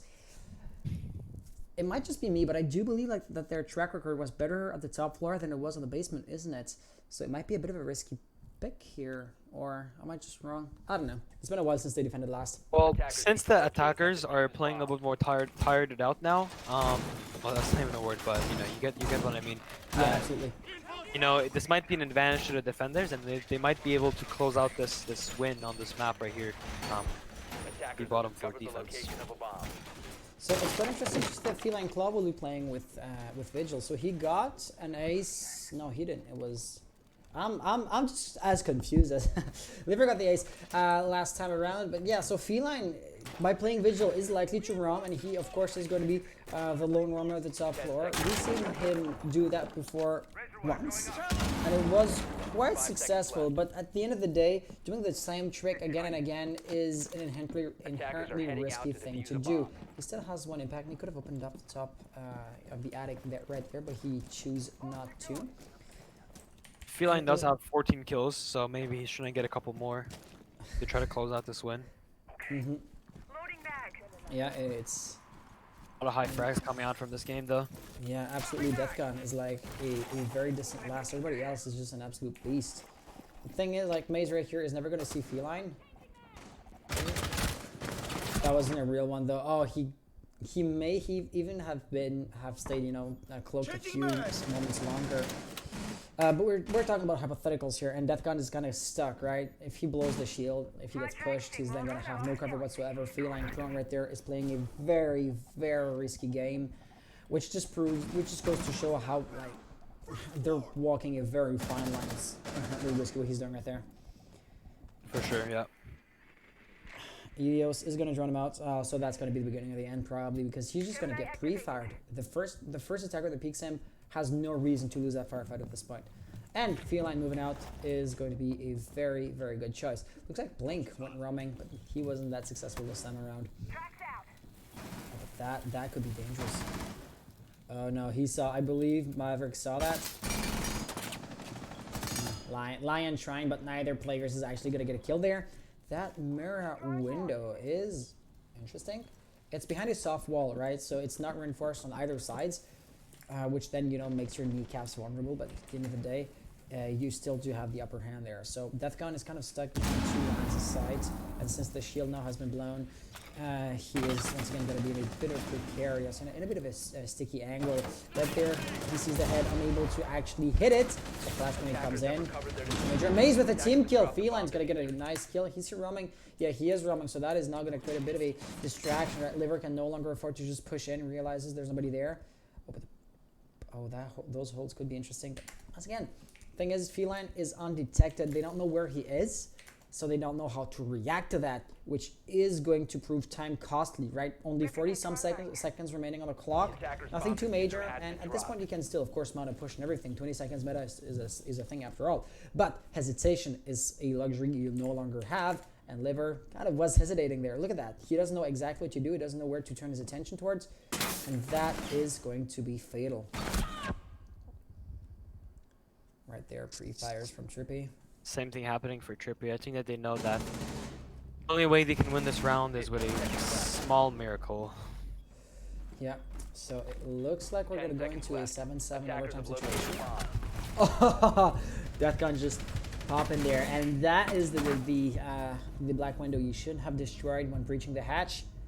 because you know it goes both ways. And if nobody's attacking the angle, I mean, there's no real reason to do that. Except if you think to yourself, well, maybe we'd like to push this angle later on, but it's still, you know, just a Attackers have hypothetical, located the bomb. and that really did allow that guy to get the kill there. Did we miss out on every single kill except for the final kill cam yet again? Attackers have located the bomb. My observing skills aren't as good as I would want them to be. But hey, 7-7 overtime. At this point, if you had to like place your personal bets, who do you think is going to take it, considering that 5 men are defending right now? I think that 5 mans are gonna win because they do have the defense. The only way the attackers can win, in my opinion, is if one of them makes a play. I feel like they're not gonna win based off of individual kills one at a time and refrags because that's not what's been working for them. I feel like if one person doesn't step up and get a double or triple kill, the defenders are gonna win this round and win this first round. Which is interesting because in the early stages of the game, like the attackers had the upper hand, right? So 5 men attacking first, got their picks. Then Arson with their comeback also did win a few rounds back to back on offense. But at this point, like both teams have taken the measure of each other. They know more or less what to expect, and they know how to counteract or counter-strat their opponents, which is where the map becomes a bit more deep-sided, which more or less is like the default state of the game as a whole, not just specific to this map. Reinforcements, typical stuff, batted batteries to deny, for example, a Hibana or an ace to breach the window. Same thing over and over again. Let's just notice that the one side of the wall is reinforced, so probably Trippy's going to be holding this angle from afar. And I did hear a mirror black window being sabotaged. I believe it was due to Twitch, because I see no reason whatsoever as to why Maze would have knifed that window. So already, working on dwindling down the defenders' setup, or the defenses in themselves, might be interesting. Oh, but the drone is barely not going to make it in time to destroy the batteries. So Feline right here is going to be facing an uphill battle, which there's no point in even attempting, because the walls are going to be electrified. All the marbles come down to this last round. So right here, they're absolutely worried about a roamer. There's none. But I guess Sphinx could simply just put down a few air jabs and that would solve the issue. Like, they're playing an inherently risky playstyle, and they're going into the unknown. Basically, a roamer could just be in any shadow or right angle. Now, the attackers are going a little too crazy, too confident. Look at Feline. This guy, like, he's taking the whole map control without any drone. Yep. If anyone is crouching in a corner, that's a free kill right there. Great take. They all came together, but then once they took the meeting together, they started branching off solo. Ace branched off solo into kitchen. And luckily, she cleared it because there was no one and came back. And now you have Zofia branching solo, but hopefully he just plays passive and holds the flank like he. And that joining spot is so risky. But that's exactly what I was saying in a roundabout way. Once again, sorry for not being concise. But just put on an air jab, and then you're good to keep on pushing wherever you decide to push. So right here, it is going to be a bunker push, but bunker usually is time consuming. So trying or even attempting this push like this late in the round is tricky. That's gonna be tricky at the very least. Great frags coming out. The defenders were playing very passive at first, and that could be an issue, but without information, they're able to get the kills right now. Obviously, Lon is playing very, very passive, all the way deep in the side on the floor, but since they're not joining him out, he was able to get 2 kills. Once again, the defenders are playing very passive. Let's say the attackers come in and go for wide peeks on them. Oh, very unlucky right there. Yep. So Feline has created a line of sight which could be useful, but nobody's going to peek him, right? 26 seconds on the clock. If he gets peeked from the wrong angle, the far end of the corridor, on the left side, anything is absolutely still possible. He does have the smokes, so this can create uncertainty, shutting down a line of sight. But of course, it's never going to work. They're not going to bite. Like you said, extremely passive. Let him pick 1 or 2 if need be. But there's still, he has to get the diffuser planted. He's not going to get the double kill in 4 seconds. Wow. 2 seconds. No, it might be possible. Oh, no. 5 men are still going to get it. It was so close, though. That was the biggest 1v1 of the night right there. Yep. Just like I predicted, no one was able to get a double or triple kill early, so it fell down to, only 1 person being left. Even though he did almost clutch it out, he wasn't able to get that final pistol kill right there. Very, very unlucky. I have to say, I absolutely love the sportsmanship that we're having right here, right? The enemy team congratulating Liver on his ace, and then like Feline being congratulated for the attempt. It almost worked, right? It half a split second more and a better accuracy would have won the map as a whole. When you think to it, that the map came down to a 1v1 to a single firefight, just goes to show how close these two teams are skill-wise. Yep. Well, Hans, I enjoyed casting with you this quick map, Yep. but I am gonna have to get going. Got some stuff to do. I will maybe be in the stream for maybe a little bit of map too, but probably gonna have to leave a little bit after. Perfect. Well, thank you for being here. Like I said, I absolutely did enjoy having you on. 5 seconds Just like any casting duo, like we didn't know each other, each other's pacing, voice intonation, knowing when you're done or when you want to interject. So we would have to do this more often if you want to get at a higher casting duo level, which I absolutely would love to. But until that happens, have a good one, and yeah, do take your time, because after all, I kind of want to put you on the spot and I asked you to come. No. But I enjoyed it, and I hope you did too. I did. Well, awesome. All right. Best of luck to both teams, and yeah, I'll see you in the stream, Hans. Bye bye. Yep. Bye-bye. And with that being said, so 5 men's winning the first map by a hair's width. And still, the vote seems to be, supporting them more than Arson Esports. So I guess so far, you guys are rooting for the right team, but anything can still happen. To the players in game chat, did you want to take a 5 minutes break, or should we start the second map? Yeah. Awesome. All right, take your time. And yeah, so these are Jabbar As. Tic, ils font la partie. Wait, je pensais que c'était Maze. LFO changed rosters too. Okay, so there's been a few roster changes. It happens from time to time. Crazy round, crazy map. Match options. So our second map is going to be Clubhouse. And 5 men's, of course, attacking first. 5 men's are attacking first on every single one of these 3 maps that we're maybe going to have tonight. 2 for sure, and the third one just maybe. 5 men's and Arson Esports. Not esports. There you go. Alvin alive. Okay. Feline is back. Awesome. So on my end, I'm gonna be good to go whenever you guys are. 5 men's did ask for a 5 minutes break, but Arson, I guess since Feline is back, you guys are ready to go. Just to be sure, just making sure. No, hang on. Alright, no worries. They might sub someone in. One of our guys might have to go. Gotcha. Riser saying, "Oh my God, c'est ça qui trotte." Wait, what are you seeing right now with the delay? A Feline Claw getting the double. Yeah, that was crazy. But like Lion did not see that coming. Luckily, Ilios was able to save the round and save the map as a whole. Well, I'm saying luckily from the point of view of 5 men's. Of course, for Arson Esports, it was an unlucky save or an unlucky loss. But I can say that I can hardly complain about our Arson Esports losing that round, in the sense that it was down to the wire, very last second of the round, and down to the pistol. So it was a firefight that did favor the Vector in that instance. So hey, Feline, amazing attempt, but better luck next time is really the only thing I can say in that instance. And that hypothetical next time is going to come pretty quickly.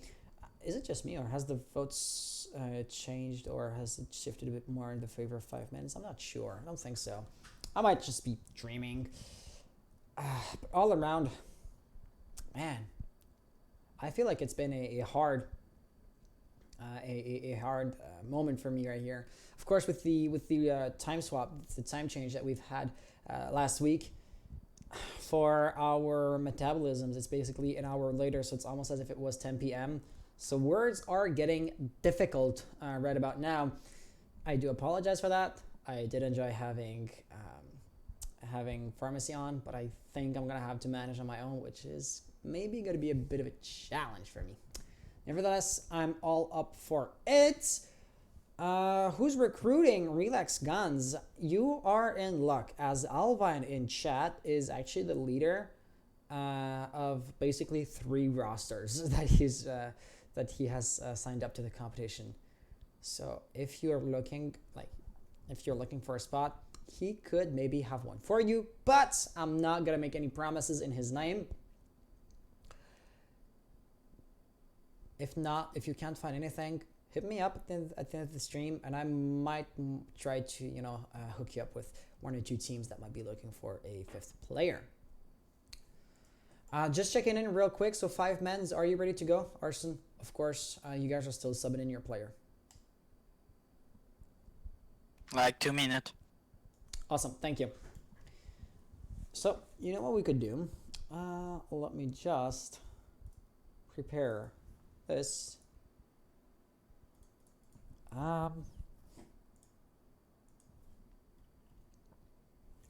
How does this piece of crap work? If I do this, we're gonna get every single replay from tonight. If I do this, if I do that, and then if I do this. All right, so here are a few. User has been dropped.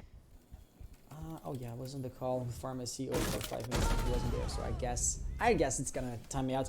So yeah, all around, if I was to talk about this game and just to take a recap, it's fascinating how swiftly the tides can turn, right? So 5 men's won 4 rounds in a row, and then Arson Esports are winning 4 rounds in a row. The back and forth started from that point on.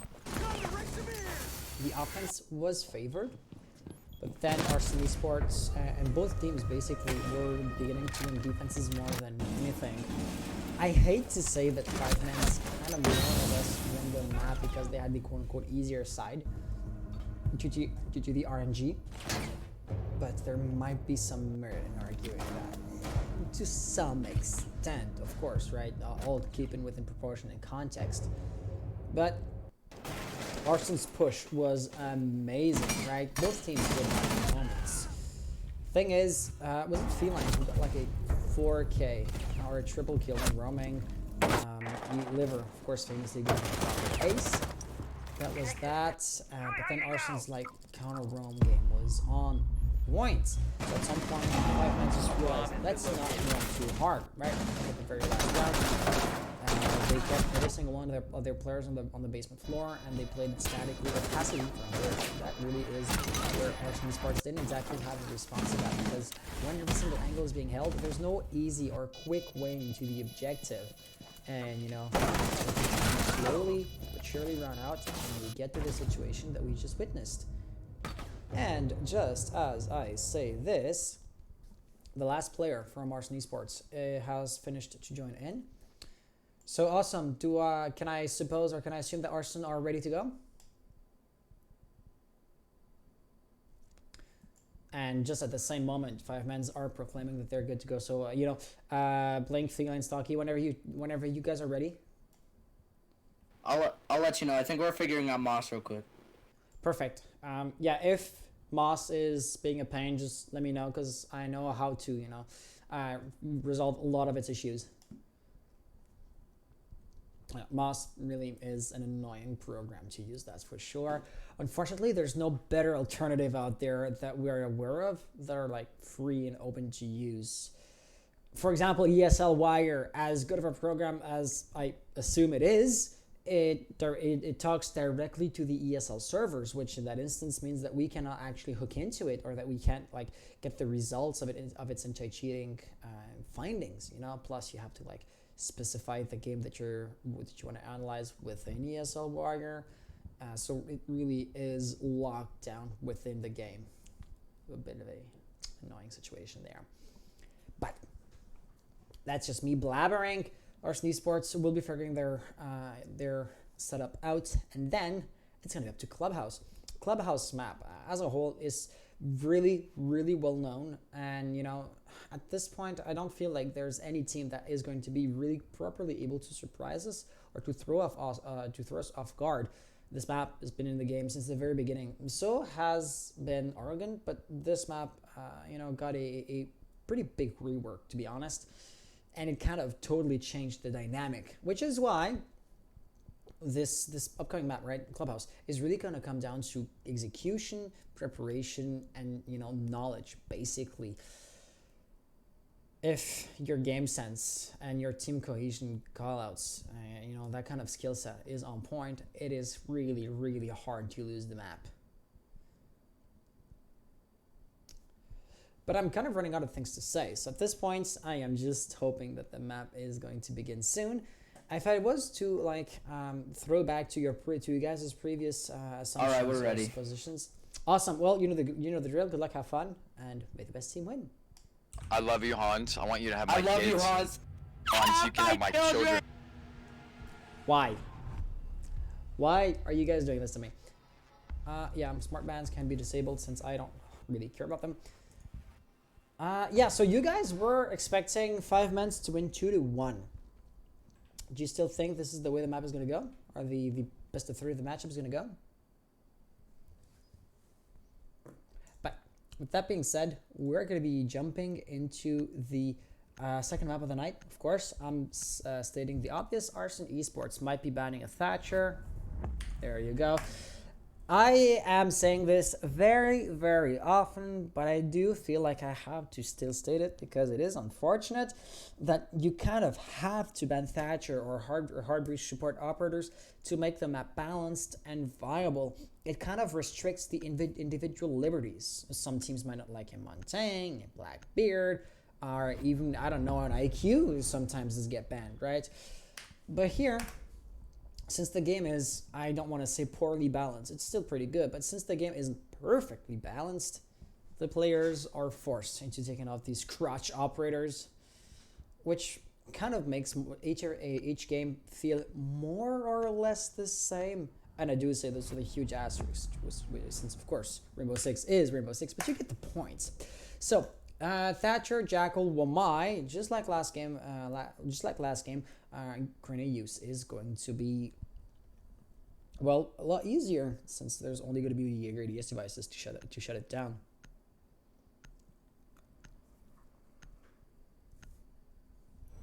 Followed by a Malusi ban. Okay, so that might be eerily similar. Yes, we're actually talking about the exact same bans, just in a slightly different order. The sense that Arson Esports ban Thatcher. No, those are the exact same bans as by the last map. But with that being said, CCTV and Cash Room is going to be our first defense. Not too surprising. Some teams will go on the basement floor first, like to throw their opponents off guard, or just because they truly do prefer this bomb site. But the standard would absolutely be a CCTV cache defense, which we're going to be witnessing right about now. The composition is going to be fairly standard. I mean, there's not too much I can comment on right now, right? And if I was to look at the big picture of it, I mean, Motzi plus Vigil might be maybe a bit counterintuitive or not exactly standard stuff, but it hardly matters, does it now? Attackers need to locate and defuse bombs. If we look at it right here, right, you're gonna have Maestro and Smoke as plant denial operators, but not too many anchors proper. Stocky, if I had to guess, I'd say he isn't gonna roam. This map is not roam heavy at all. Maze right here is likely to use the drone. No. Oh. No, Stocky isn't gonna just double down on that. It's just a drown. The wall being reinforced, but there's not going to be a bandit, there's not going to be a Cade or a mute, so the wall won't get reinforced and electrified, which is interesting in the sense that you do have Maze with Hibana, Elios on Thermite, and Lion. There's no Lion playing Maverick, not Lion. It is confusing. Terminology is weird. Oh, and there's somebody spawning right there, but Lion playing Maverick is going to shut him down. So I said Stocky is unlikely to roam. I may have been wrong, but he is not going to be roaming any longer.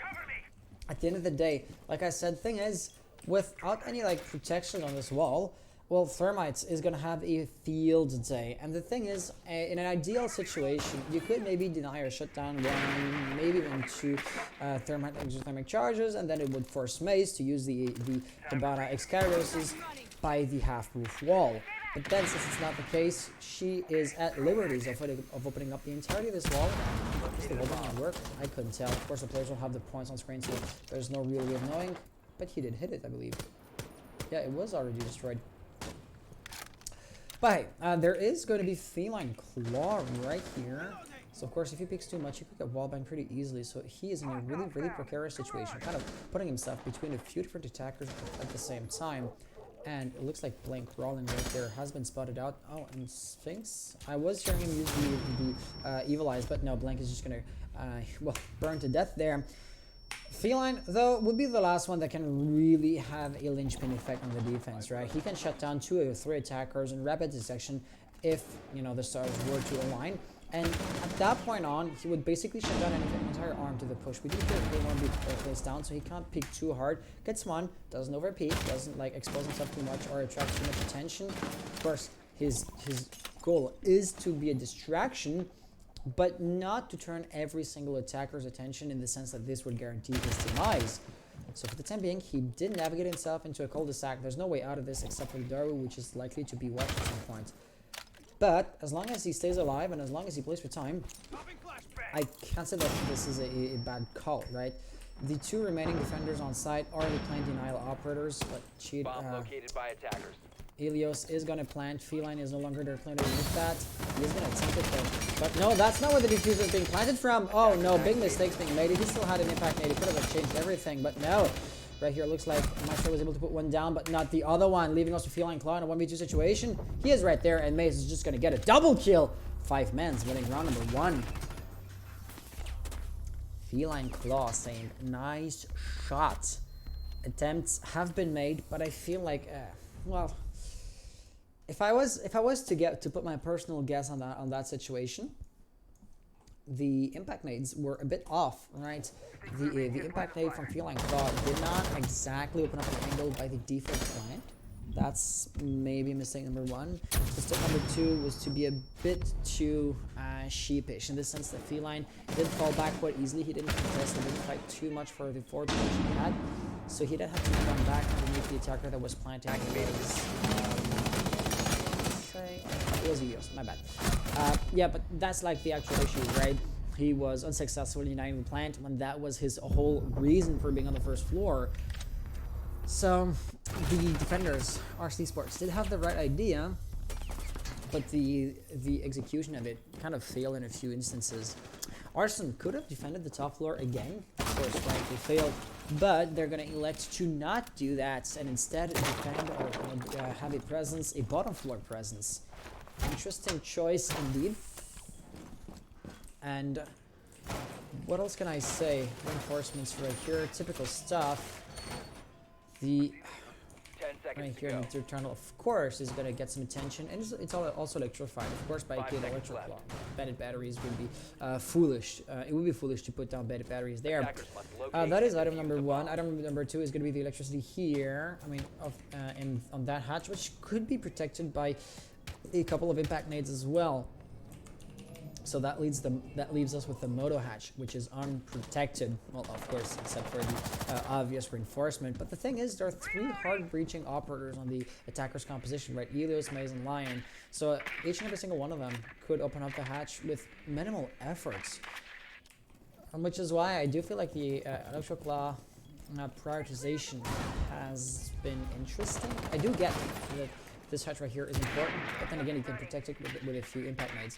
Still, Lever here is inserting on the top floor. Are we in presence of a roamer? Yes, Feline is going to be right here, and he's alone. He cannot exactly count on any teammates helping him out, or to get refragged if he was to die, prematurely. And those bullets are uncomfortably close to him.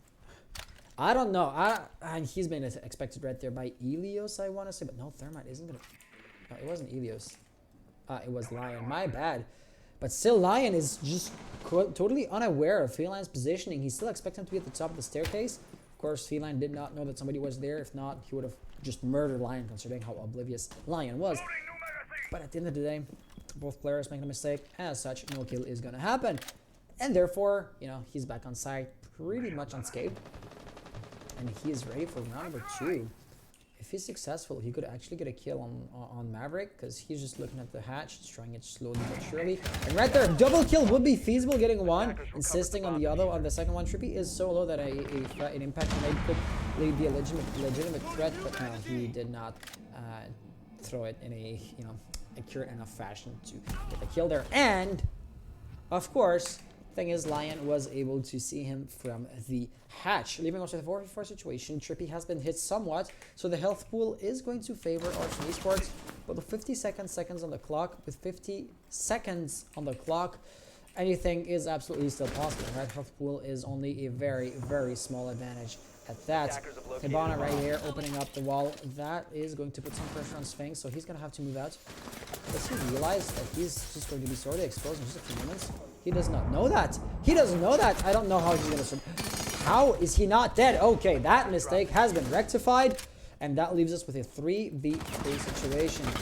But the diffuser seems to have been lost. Maze is going to have to recover that. Trivially easy as long as Randall isn't being held. So he just stayed whilst the opponent was reloading. But the smoke canister can be problematic, especially since there's only a few dozen seconds remaining on the clock. Free fires are going to put Lion in an extremely low situation. That's a nice kill. But the diffuser is going to get planted. Maze is going to fall down, unfortunately, and he's last alive. If only so without a gun. They don't know that. So it could still play for time. You know, Maze, just for being still alive, is a bit of a deterrent. They're peeking in extremely cautiously. And there you have it. Of course, the gig wasn't going to stay up for too long. And Arson Esports are going to have plenty of time to destroy the diffuser. And therefore, the American team, Arson Esports, will win round number 2. Defenders win. There you have it.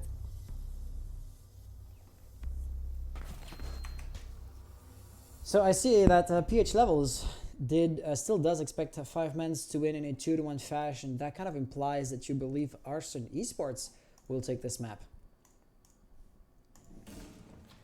So let's see if your guess is going to turn out to be right. That was diffuser destroyed, actually. Yeah, I mean, Feline's roaming game was interesting. Sphinx should have died a bit earlier there. I don't see how Hibana allowed him to bring up and even fire back at her. But still, at the end of the day, Hibana didn't win the gunfight, did get the diffuser planted. Attackers are activating But it's the time. Feline Claw was able to gain a minute and 15 seconds on the clock almost.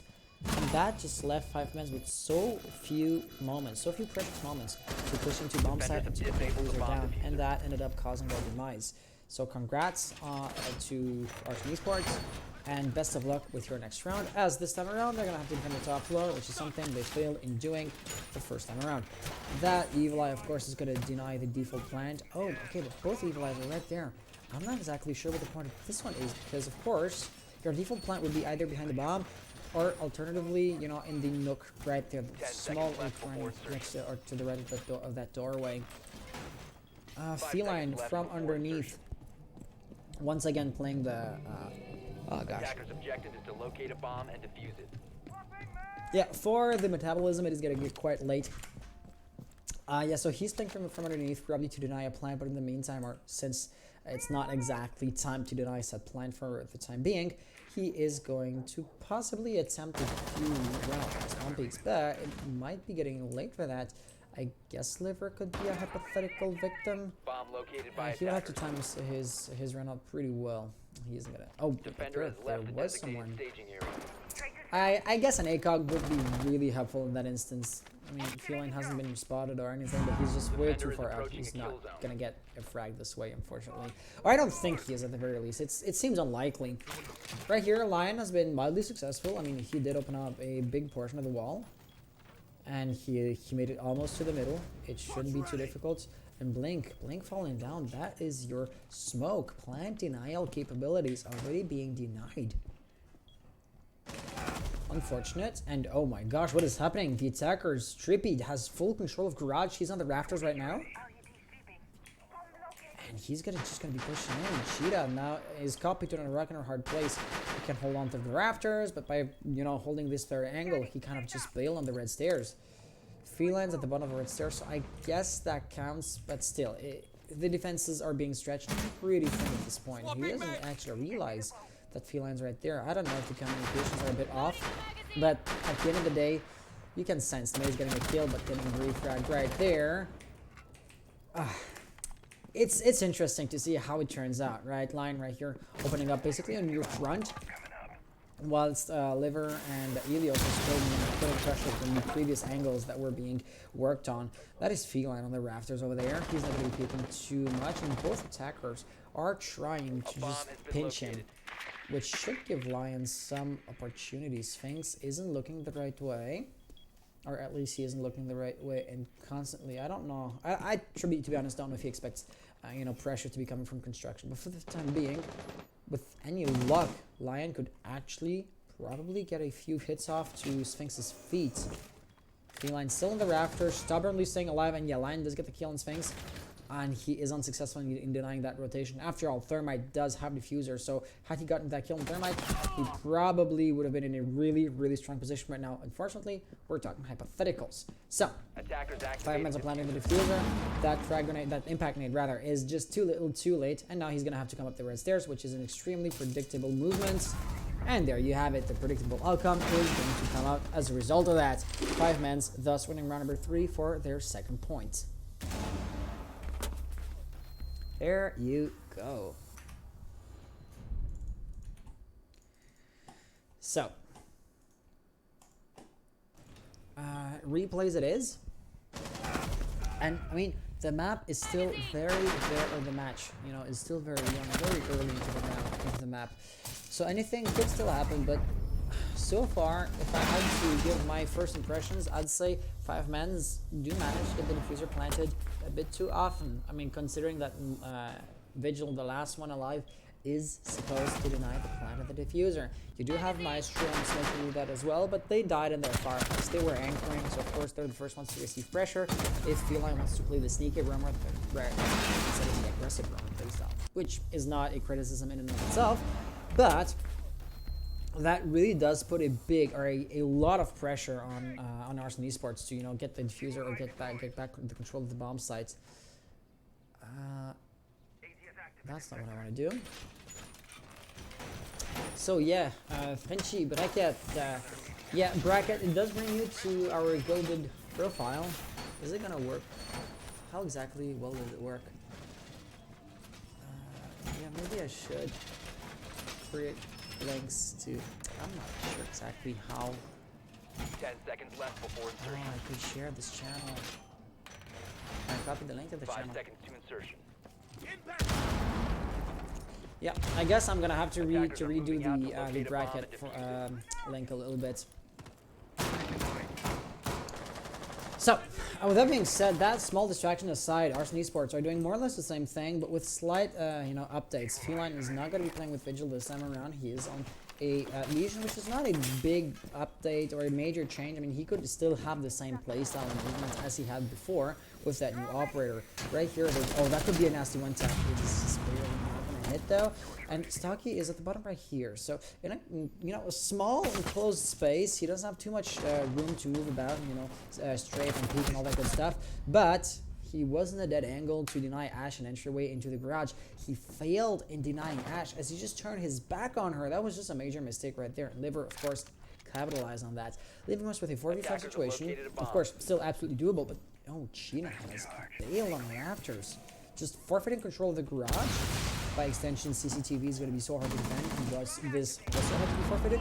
And now, 5 men really do have a strong upper hand, not just because of the numerical advantage, but because of the map control that Arson Esports have lost without challenging it too much. You don't want to lose your players needlessly, I get that, but losing bomb control is going to allow for a free plant, and that is, bomb site control is actually worth losing a few lives over as if the diffuser gets planted, which is really what 5 men's habits. It would basically be the end of the round for Arson Esports. 4v4 situation, so Blink is bringing it back to an equilibrium state. But of course, he's still in between a few different angles. On the rafters, in the garage, on the half wall. And is there even a silhouette pushing in from construction? No, it was a defender, you know, backs to construction, holding the angle. Right there, however, Maze is going to get a nice kill just as EVS is planting. Feline is underneath. This time he's going to be a bit more successful in denying the plant. But he's still just going to be missing it. And there you have it. This is why you want to keep your impact nades. He gets refragged at the end of the day, so Sphinx will have to make do without him. In a 1v3 situation. Oh, he should have got that kill. That was a bit of a potato shot. But hey, 5-man's winning the round. And that's a 3-2-1 scoreline right now. They are yet again getting the early lead that they had at the beginning of the previous map. But it's not exactly with the same kind of momentum that they did. There we go for the replays. I guess I should just create an easy website, like a quick and dirty website to actually embed the brackets in it. I think that would be really interesting. Right. With that being said, I do feel like Arson Esports are being more proficient with their defenses now, right? They did realize what the mistakes were, and they're working to address them. It was, well, of course, not enough this time as you see. But efforts are being made. They're not wasting. They're not just sitting on their butts and wait to lose too many rounds before the map is over and they don't get a say in the matter, right? They are going to try to upgrade their playstyle round after round, but they're still working on the same basis, right? Just tweaking things that previously didn't work instead of scrapping the whole thing and starting from scratch. I mean, you can't make up a full trap on the fly mid-round. I get that. But so far, it seems like their top floor hole is just a recipe for disaster. They attempted 3 defenses so far, and those are the 3 points 5-man's got. Their only point has been one on the basement, which is where we're going right now, of course, right, with the armory and the church bomb sites. So best of luck to them. But if they win here, like if they win this round, like they very well could, you know, basing this off of the historical data that we have, the next round will be either by the CCTV area again, or if they wanted to, you know, mix things up a little bit, bedroom. And bedroom also isn't exactly a very strong bomb site. Absolutely viable, but not the strongest or the easiest of this entire map. So I hardly see Arson Esports being in a comfortable situation if they can't win on the primary bomb site, and that's got me somewhat worried for them. But hey, that's just my impressions so far. As always, 5-man's will be bringing 3 hard breachers to the table, so you can absolutely expect them to be coming into creating a few entry points and exploiting them to their best, right? Hatches being open, but then you can also still push in through, for example, the tunnel area. Well, I don't see this happening as there's no, you know, Thatcher or Twitch to destroy the electrical cloud that's going to be out of range of a gun. An impact nade might maybe be used, for example, Zofia, or that is his Ash, or even a frag grenade proper. But no, Feline has just been a bit too static. He had been drowned out, right? And he did stick with the positioning he had. And the thing is, standing where he stood in the bar, that kind of depends on the advantage of surprise, which he famously had lost. So, you know, complacency is going to yield a predictable outcome. Lion working from this angle. Maze opening up the one hatch. It looks like we are going to be having a bit more difficulties opening up the other one. But hey, that leaves more resources to breach into the bar or the church area. Sphinx, of course, is going to use his position behind that bar because, of course, he sees the Excairos. I would, if I was in his shoes, I would try to deny that using. Oh, the natural cell. I would have tried to deny that using the evil eye. Of course, he has a very narrow line of sight, but it's still better than nothing.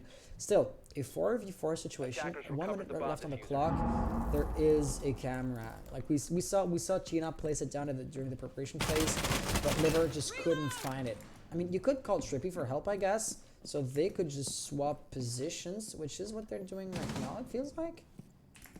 No, Trippy was just rotating. They were both rotating at the same time, which did create the impression that they were swapping places, but it was, after all, just an impression. And Arson Esports are on the fast track to winning this round yet again. I'm starting to think this is going to be a 2-0 for 5-men's. Might be. Oh, right here, Smoke is just unaware. I mean, Might be a 2-0, but right now Arson Esports are the masters of the bottom basement, the bottom floor. Yeah, as if there was a bottom and a top basement. Though right here, the two remaining defenders do have a strong map control, a strong site control. They don't have a really strong control. The other bomb side, Cheetah is gonna have to contest that. 3 seconds on the clock, so at this point she gets the killing IQ. IQ falls down, but she's just prone and reloading. Things are looking good for 5 men, and there you have it. Trippy with a double kill, winning round number 5, a 4-1 scoreline. Once again, it is a bit worrying if you're Arson Esports, but they did come back from this kind of deficit last time around, right? It was actually a 4-0, and they brought it back into overtime. Now at 4-1, they're only down 3 points, so that's one less than during map number 1. And they still managed to bring this back to an equilibrium state. Of course, they didn't win the map, but that was like the tiny drop that was needed to properly fill in the bucket. I guess I'm improvising, going off of the one expression. You get what I mean. So this is not a lost cause for the orange team, and not by a long shot. But just like last time, we are reaching a critical point, a critical juncture. If they can't win their rounds starting basically right now, well, 5 hands, of course, that would imply that they keep on winning. And then the gap between the two teams is just going to be too big and too wide to have a realistic shot for Arson Esports to close it up, right? So we are at a very critical juncture. This was a church, 5 men's defense.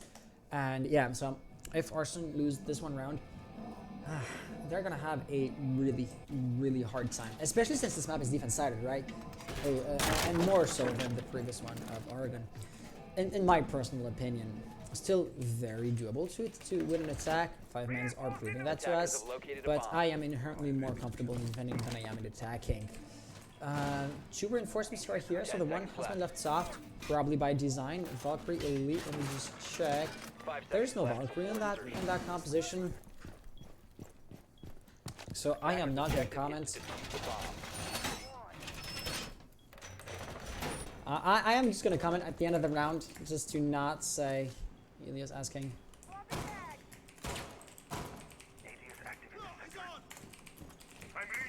No Valkyrie elite. Not saying no Valkyrie, just saying no Valkyrie elite.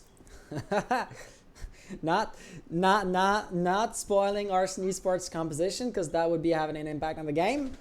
But right here, I mean, that really strongly hints at the fact that 5 men are working on a false assumption. They would be, you know, assuming that this team's composition. They probably saw Cade because he has a color palette that is, well, somewhat similar to a Valkyrie elite, but I mean, the operative himself does not look anything like an elite Valk.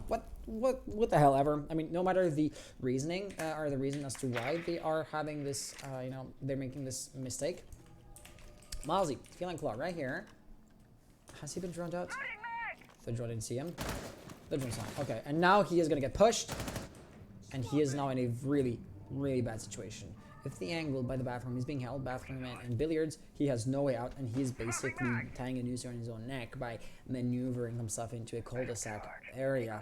There's no way around it, right? Where else could he have fled to, assuming that, or once, given that he was hiding in the bathroom or in the toilets? But that still leaves him in a really tough spot. On the left side, right there, there's gonna be Ash, he wide peaks, spraying and praying. It's not gonna work out too good for him. Down to the pistol, down to the natural cell, but that's just burning through utility, and he's now stuck in strip club, which will leave, you know, our 5 men do have the upper hand in that situation, right?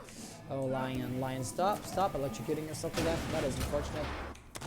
But yeah, right here, Lever will probably be coming from the other side. Maze can plan the wallbang in game. And of course, somebody else could just walk up the main corridor. And with that, wallbang is just barely not going to hit. Not going to win anything. He's dead. At best, he can play for time. And at that point, that's probably what I would do. So just stop peeking anything and wait for them to come to you. If it takes 5 seconds, that's going to be fine. If it takes 15, that's just 10 seconds gained. Maze, of course, is going to put an end to that charade. It was inevitable, but it had to happen.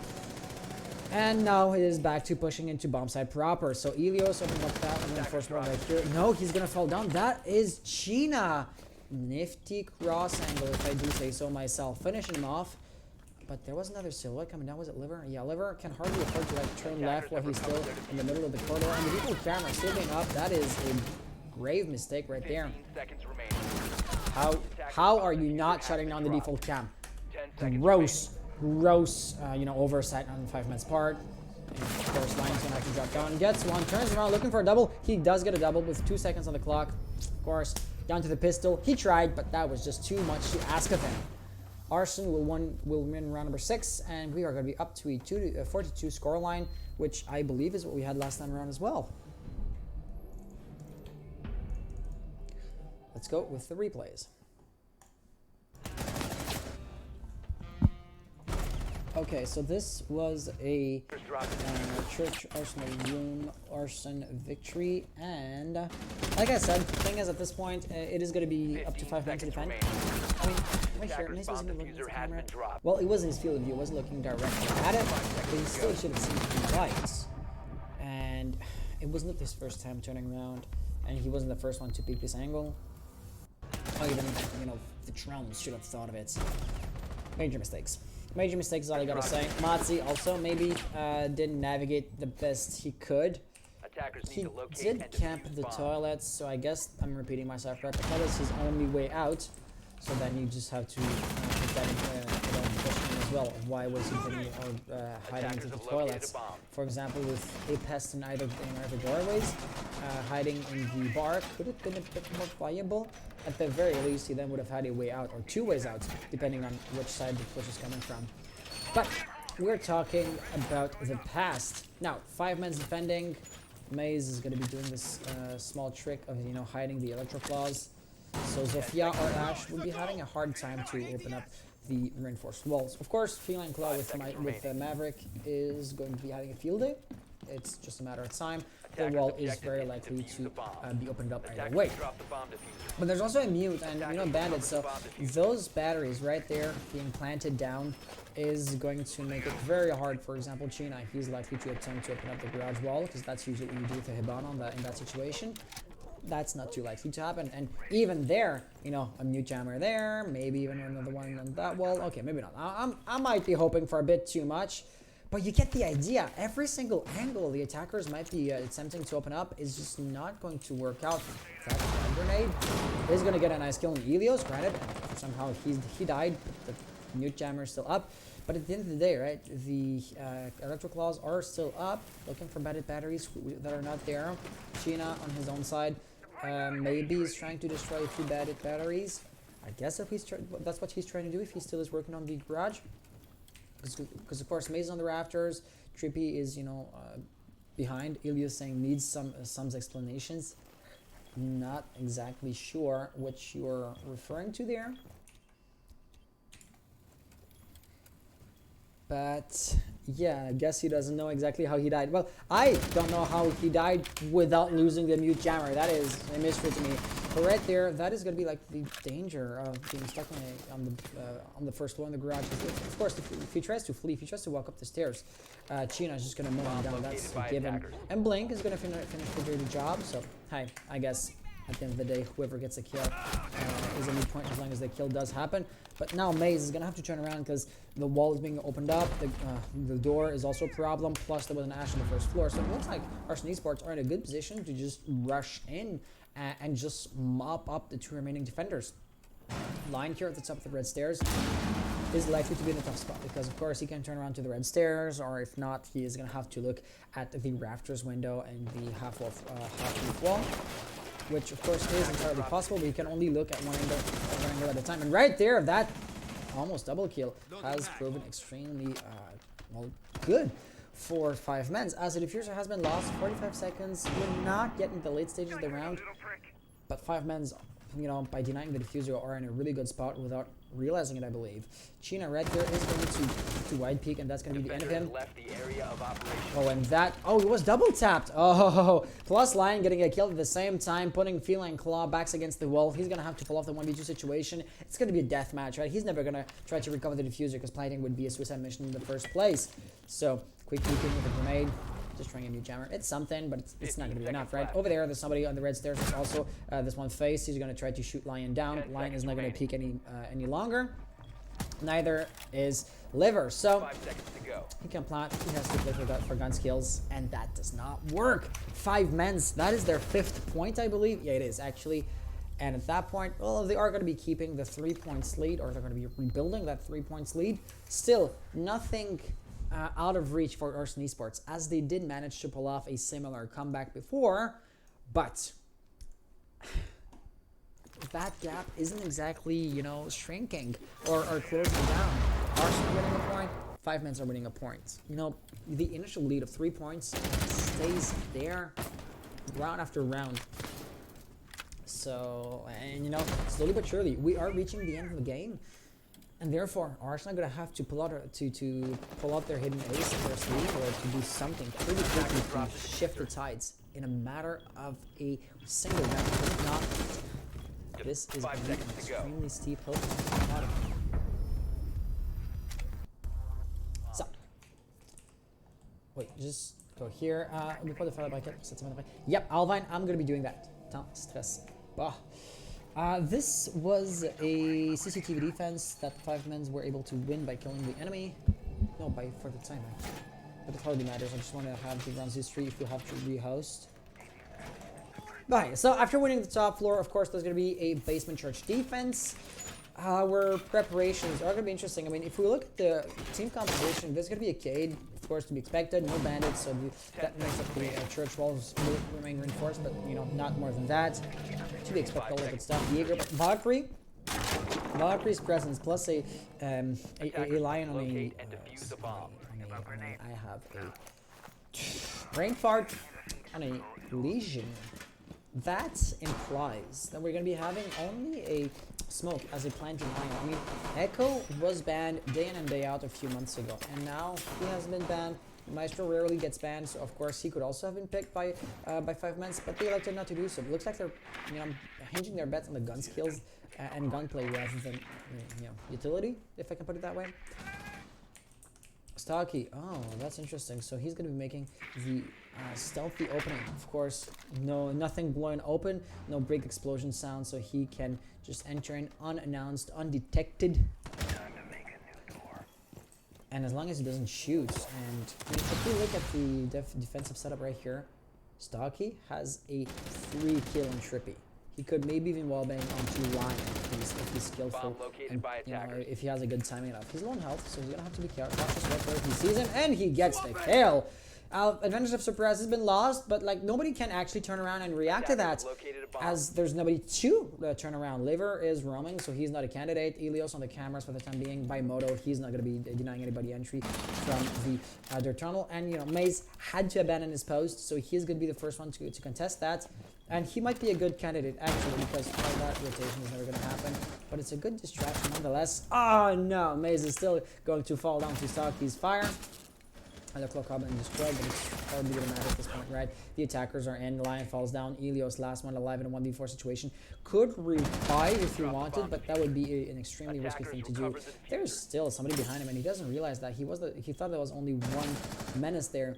Stocky shooting is gonna reveal his position. And he doesn't know. He does not know that is no diffuser lost. Elios getting fired, shot out in return. He's going to get pinched from the right side. That Nitro Cell, a triple kill in a 1v1 situation. Now he's sitting on diffuser. He does not have to do anything but just play for time, and that is putting him in a very, very strong position. Blank is seemingly at a loss. There's a counter. I see him. He destroys that. His position being known. I don't expect Elios to actually push in. But there's likely like another black eye somewhere on bomb site or something, because he fell back and he doesn't have eyes on anything right now. So he's most likely, I would bet that he's you know, asking his dead teammates to sit on camps and just to tell him where the push is going to be coming from. That drone will find him. It was a matter of time. He has to rotate if he doesn't want to be complacent. And it looks like Blink knows what's about, and he is going to get the kill. Blink winning a clutch. But yeah, Elios almost did pull it off. And that's what I was talking about. I mean, Arson can still come back, but they have to pull off the comeback. Is it just, once again, like the around back and forth happening, or keeping true, should I say? Or, and that's the other possibility, or Arson Esports really going to starting with this one. The shotgun was a nice attempt, but it was a pretty transparent attempt. Like, you're never gonna create an opening mid-firefight, and you're you're even less gonna walk through that opening. That would just be suicidal. Drop the bomb. So I like the attempt, like Maze trying to distract his opponent. So I feel, of course, he wasn't gonna take that easy bait. Still Elios. Major teams getting hit. That was props to you. Shouldn't have peeked there, because you're defender, right? Let the attackers come to you. I mean, in an extreme situation, in an extreme scenario, you might even have wanted. Oh, wrong button. Sorry about that. He might even have wanted to try to run out of their tunnel, run into the kitchen, and then it's just like any Roma that has top floor control. That could have played for time a heck of a lot. But yeah, at this point we're talking hypotheticals.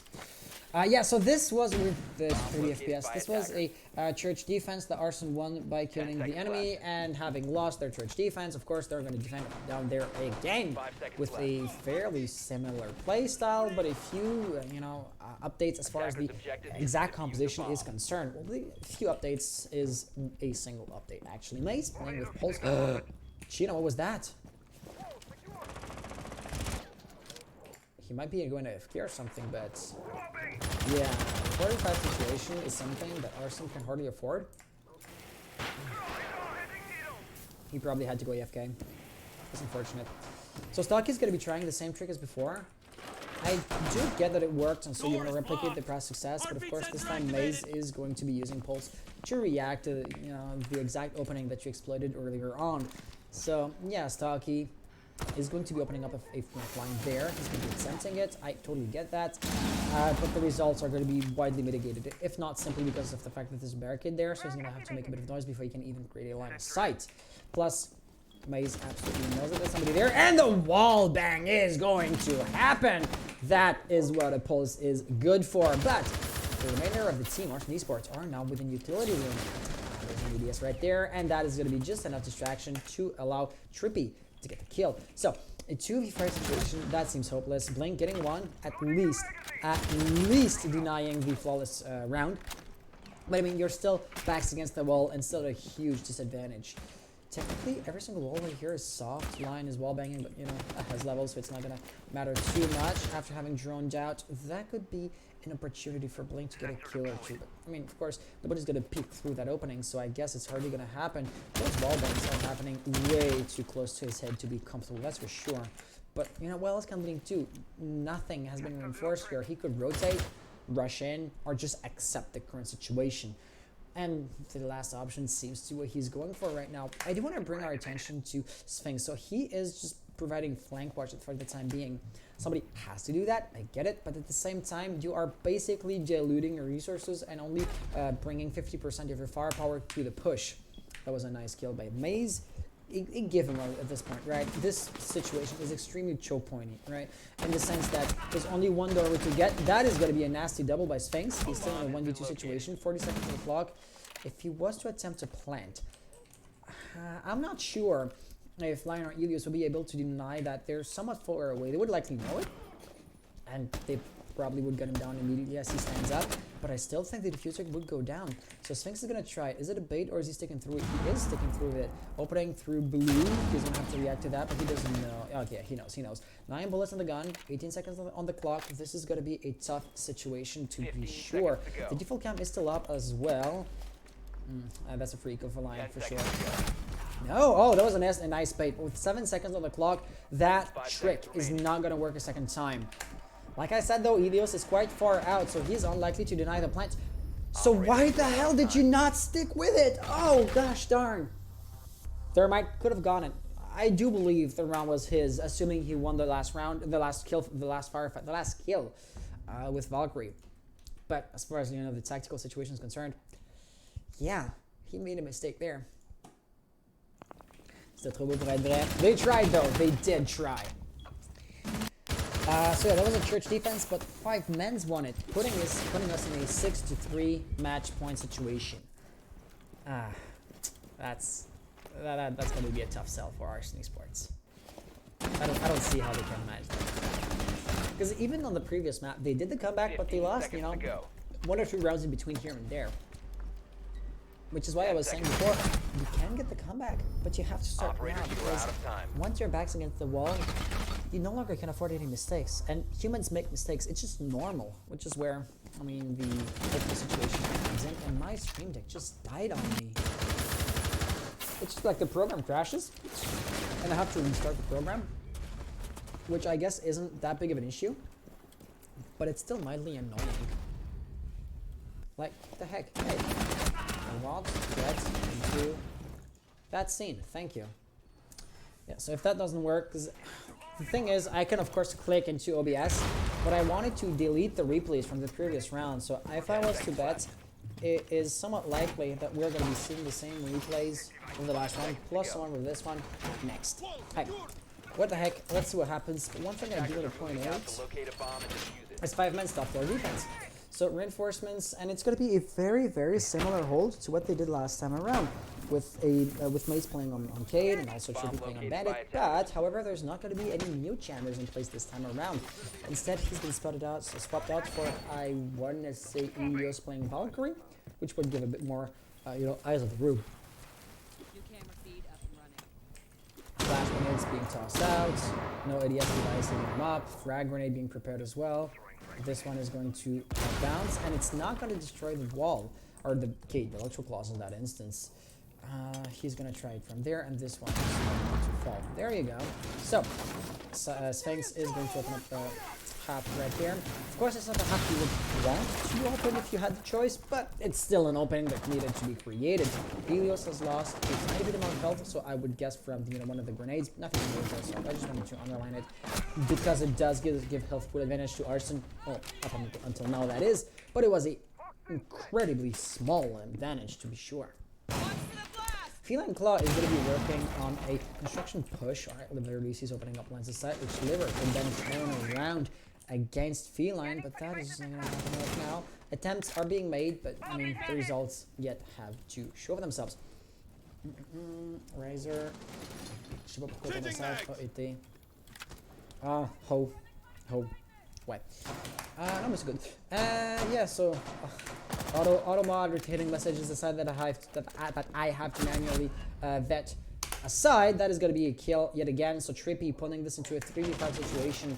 I am going to state the obvious here. 5 men's are in a match point situation. Arson Esports backs against the wall. So a 3v5 situation is unwelcome. That is an understatement if I can allow myself to present one. Right here, Ash did not realize that Liver was there. Gets the kill. Nicely done, but it was still too close to be comfortable. Plus, Lion's gonna be right there. Lion, how'd you miss that? Lion. Feline is critically low on health, so I don't think he's gonna be attempting something that reckless again. Still, it was disappointing to see Lion miss out on that kill. Sphinx is also gonna be receiving fire from the rafters. I believe it was from Maze, which is, concerning because at this point, every single angle the attackers are trying to work on is being shut down day in, day out. Feline, last player alive, low on health, has to pull up a 1v4 situation in 30 seconds or less actually, without the diffuser. I don't see how he could pull it off, but he's gonna have to attempt it. There you have it. Goo mines are gonna have to pull out of the foot. Nothing too major, but 15 seconds on the clock. The natural cell is gonna be a major deterrent, and Maze is gonna get the final kill there. Blank saying GG. That is going to be 5 men's winning it out 2-0 maps wise, 7-3 points wise. There you have it. GG's to 5 men's.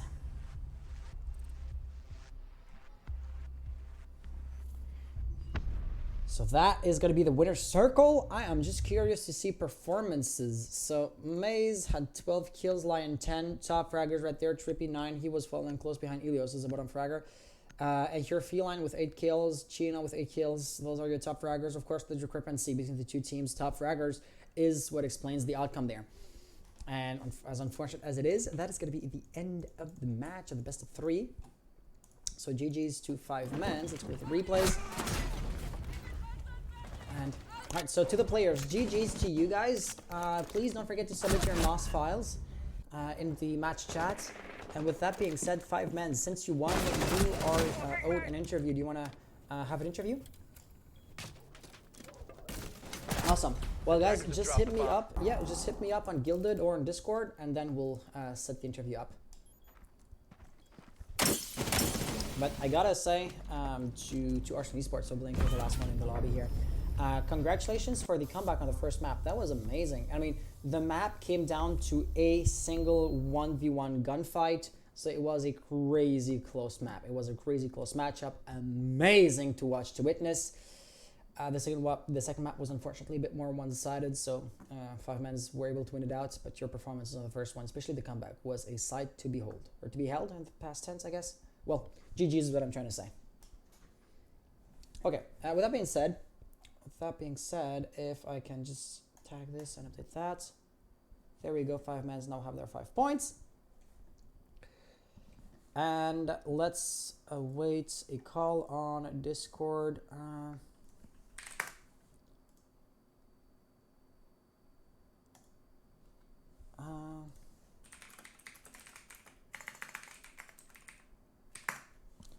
You know what? You know what? Let's take this channel. Oh shoot! I didn't want to invite him.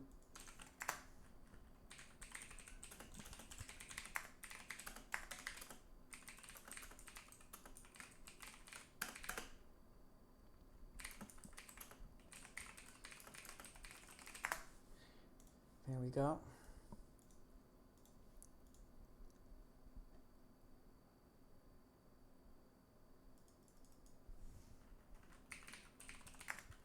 So how many voice chat sitting there waiting for them?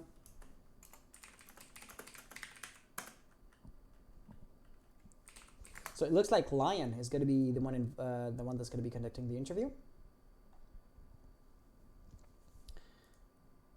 Okay, and yeah, so the invite or the link to the channel has been sent to him. Should be a matter of time before he joins in.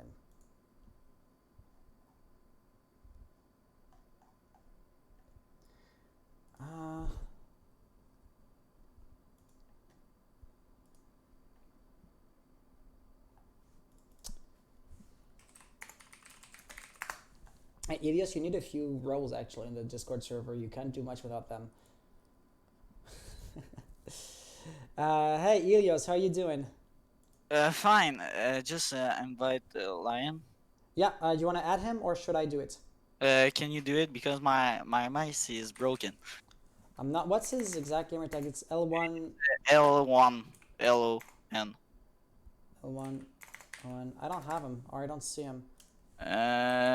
Okay. Oh, I see him. Does he have like a clown face or a tiger face on his profile? Okay, I don't have him as a friend. That's the thing. Let me just add him. Okay. Yeah. So. Yeah. Fun fact: I broke my mouse when I was in 1v4, and I Really? choked the yeah. My mouse is broken. I'm gonna buy it another one. Oh gosh, joking at 1v4 because your mouse broke. That is unfortunate. But hey, that comeback would have been amazing. You were okay. But Arson played very well in Oregon, but we play very bad too in Oregon. In Def, like it was a KO in Discord. It was very difficult to understand what people say. And all the people was screaming. It was a KO. Yeah. So hey, just going back to your clutch situation, I have to ask you for the last player. Like you said, your mouse broke, so I get that this didn't help the firefight. But why did you peek? Like if you didn't peek, I don't have yeah, I know. I choked that shit. I choked that things, but but I don't have intel, and like I knew it. He was like always, but I was not sure, and yeah, he picked me, and yeah, I don't have to pick him, but I did, and nah, it's fine. We win. But I mean, you won the map, right? So yeah. At the end of the day, I can't complain or I can't criticize too much. But as much as I have to remain neutral whenever I see a comeback or a clutch situation happening, I kind of want to see the clutch actually pan out, as this makes for great stories and storytelling and, you know, clutch situations for the stream and that kind of stuff. Which is why the last round of the first map was amazing to watch. So, yeah, go ahead. This one was on devait pas gagner. I don't know how to say in English, but you didn't deserve the victory on the first map. Yeah, is what you're saying? yeah, because we throw so much in defense. like, oh my god, this was very. I uh, the emotion of the map stress out all of us because we win like 4-0, and Yep. after we get comeback. It was a difficult map, but in offense we did a great job, but in defense, goddamn, we are so bad. But we need to practice more the defense. Gotcha. So you kind of explained us to why and how you were able to win, but almost let it slip out of your hands the first map, right? Yeah. So those mistakes, were you able to fix them simply by talking among yourselves and thinking, okay, let's, for example, be more concise with our call outs, or, you know, have better It's call difficult to communications? me to like talk like for my team because they knew me like pretty well, and when I Hmm. talk to to them, like they understand what I'm saying, but they don't take very seriously. And but we asked at Alvin and Fentix to like come at the final of the round, the first round, like when we asked 5 minutes, and like they coach us, Okay. and like I think the mentality changed because some player play a little bit too aggressive, and at the second match it was just perfect. Like all the people like focus on them, and like they understand the call out, and like in offense we did a pretty good job. It's just the defense, like I said, like when we can't like read the what the offense is doing. I don't know how, yeah, if you understand, Yeah, like but understand what their push is going to look like and then react to that, basically. yeah, yeah, it was a pretty good game, but mm, like Oregon, we need to do like 7-2, 7-3, not in overtime. Like it was 4-0 in a point, Yep. and we get come back like 6-4, 6-5. Yeah, So I understand that you did commit a lot of mistakes on the first map, yeah. and this is what led to the comeback. You were able to eventually, at the last moment, shut it down, right? But were you afraid, or were you, worried that the same comeback situation would apply on the second map? Like you did have the early lead, but then Arson Esports, like they won their first point by the fifth round on the first map, right? On the second map, it was a bit earlier on, so they were keeping it back and forth. Like it was a 5-4-1, then a 5-2, 6-3. You win 3 rounds and then it's basically tied. Were you worried about a comeback on the second map, or did you think Okay, you had it in the bag? if you were in the vocal, you can say that I was very afraid because Liam can tell in a in a round, uh like it was the chaos, and another time, and I tell Lion to go on CCTV window, but all people was screaming, and it was the fucking chaos, and I screaming more hard to Lion, and To get yourself hurt, basically, right? Bon, in good Québécois, I said, vas-y, colis, crise de sacrement. Mais je Wow. pense, je pense genre, he take very bad at the time, but after he understand like what I'm saying. But yeah, I was like talking to my team, and I said, don't do a comeback, don't beat, play slow, play slow. We don't have to push, we don't have to Hmm. push, and yeah, it changed the mentality when Fentix and Alvin talked to us, for sure. But Gotcha. we was worried about the comeback for sure. So hey, thank you for that long-winded answer. That gives a lot of details. I was asking a yes or no question, and you just saying no would have been a really short and unsatisfactory answer, right? So thanks for all of that explanation around the yes or no answer. Thank You you. may have seen in the chat. So Gixme is asking what mouse you have, because his I, broke I, I too apparently I 3 hours was ago. I had the Razor Viper because I like very the mouse, like she's very light, and I don't know what mouse I'm gonna buy, but I'm gonna watch this tonight.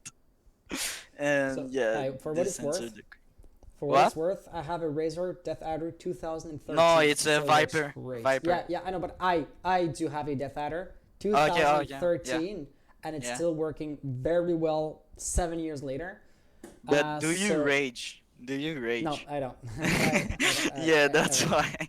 Gotcha. Because I was gonna say, assuming the build quality didn't go down over the last years, I mean, Death Adder would Yeah. have my personal seal of approval.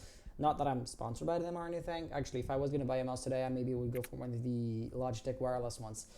But hey, that's just me. No wire is nice, but then it comes with added latency. Hey, but yeah. So we also do have Lion here in the chat because you said that you were a bit, unsure about your English level. You did manage it just fine. But hey, Lion, Hi. did you have anything to add to those answers, or did you want to, chime in? Well, the only thing I can say is pretty much the first map was a bit of chaos concerning the comeback from the Yeah. enemy, but we managed to like climb up. We climbed it up back, and we make ourselves more focused on the game actually, and it make it a bit easier since like Elios said that we didn't deserve the win. He's pretty much right about it, but I think it was really good play from them. They played it really well. They got a lot of good picks, but it was the first map was a bit like I don't know how to say it. C'est pas serré, genre. It was closer, Tight, it was tight, tight. yeah. Yeah, it was a Bang bit tight. Like, but the second map was actually just perfect. Except Leos decided to scream at me to go chick Ash, but I was only at 8. Chris, y allait pas, sacrément. Sacrément, Chris. Okay, Je let's. savais plus comment te le dire. Gotcha. Awesome. So, I am going to try to initiate a new tradition tonight. Okay, I want to get closer to the community as this tournament organizer. So at the end of the stream, which is going to be like 10 to 15 minutes, instead of shutting down the stream, do either one of you or your teammates or Arson Esports, if you guys don't want to take up the offer for what it's worth, want to start a stream, your personal Twitch channel, and then with the DAL League channel, we could then host yet another perk for winning the game instead of just turning it off. I can stream buying a new mouse, but but I will it's not up play to you. again tonight. We need to I don't know if my teammate or if somebody wants to, but for me no. If my teammate won, I will text you later, or my teammate can text you. But for Yeah, me, that's- it's well, for me, I will not stream. I don't think like our rooster does have a channel. I stream, Twitch channel. yeah. But stream I real think life. Alvin, if he wants to stream, you can ask him. Well, He guys, will be on. you know what? I know what Alvin wants though. He wants the brackets for the next week. Oh yeah. I'm Sure, gonna give it to sure. them. I'm gonna give it to him. And while you guys figure this out, if there's anybody you can chat among yourselves while we show him the bracket that he so desires to see. So Alvin, this one's for you. Yeah. So, yeah. Last question: Do we have can we have the VODs on your channel or something? Yes, of course. Okay, so look at the stream with 3 minutes delay. Or you know what? Since there's going to be a 3 minutes delay, I'm also going to screen share you guys through Oh, that's Discord. the- Okay. So this is Gilded, of course, right? So you Yeah. guys can see everything here. And real quick, Alvin, this is what Oh, it's je going to l'ai look like. vu. Je l'ai vu. Je l'ai vu. VODs is down here, okay? And every single Alright. match that we've casted is there. It is, of course, just a link to YouTube. So if you want to go directly to the Okay, source, yeah. go on the YouTube channel. But I think it's like a pretty convenient way of centralizing everything, right? You have the VODs, you have the calendars, you have the rules, and this would just not be possible on Discord because you would have to just have one channel with YouTube links spammed in there, or Yeah. as a game channel. You can't have a text channel and convert it somehow into a calendar. Stream announcements, of course, and yeah, I think that's pretty much what I wanted to cover. What you guys are looking for, though, is the matchup. So, Remake, they are a renamed team, no new team or anything along those lines. They just renamed and changed their logo. They were the Nasty Clown. the Nasty Clown team. So don't be too surprised when you see them. I do believe Joyeux Laurent against Arson Esports is going to be a fairly balanced matchup. 5 men, so that's you guys against Surf Esports Academy. 50% Brew against Freezing Frog. That's going to be a nice matchup. I believe Freezing Frog aren't like the best team, but they're not too bad. NTNS against Arson. That also should be a fairly high-level game. But yeah, my personal beliefs are that one team's going to win it, but I will keep that secret for now.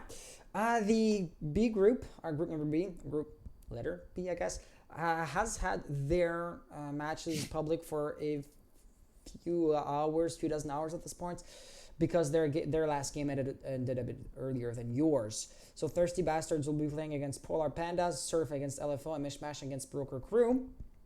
The Ranked Stars have been kicked from the tournament because of cheaters in their midst.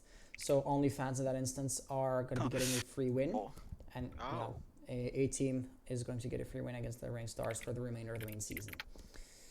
Real quick, as a reminder, the top 4 teams of each bracket will make it into the playoffs. So if I look at the standings, 5 men's, Surf Esports Academy, NTNS, and 15% Pro would be, the finalists from Group A, which is good news for you guys. Oh yeah. And in Group B, if we look at the standings, I am somewhat surprised that Thirsty Bastards Gaming are above Mishmash. Well, it makes sense. Mishmash lost to OnlyFans. And then Polar Pandas would be the last team that makes it to the playoffs from Group A. I think that pretty much covers it. If you have any more questions, absolutely do let me know. And I will respond to them by chat because, of course, with the 3 minutes delay, the stream is going to be cut off soon-ish.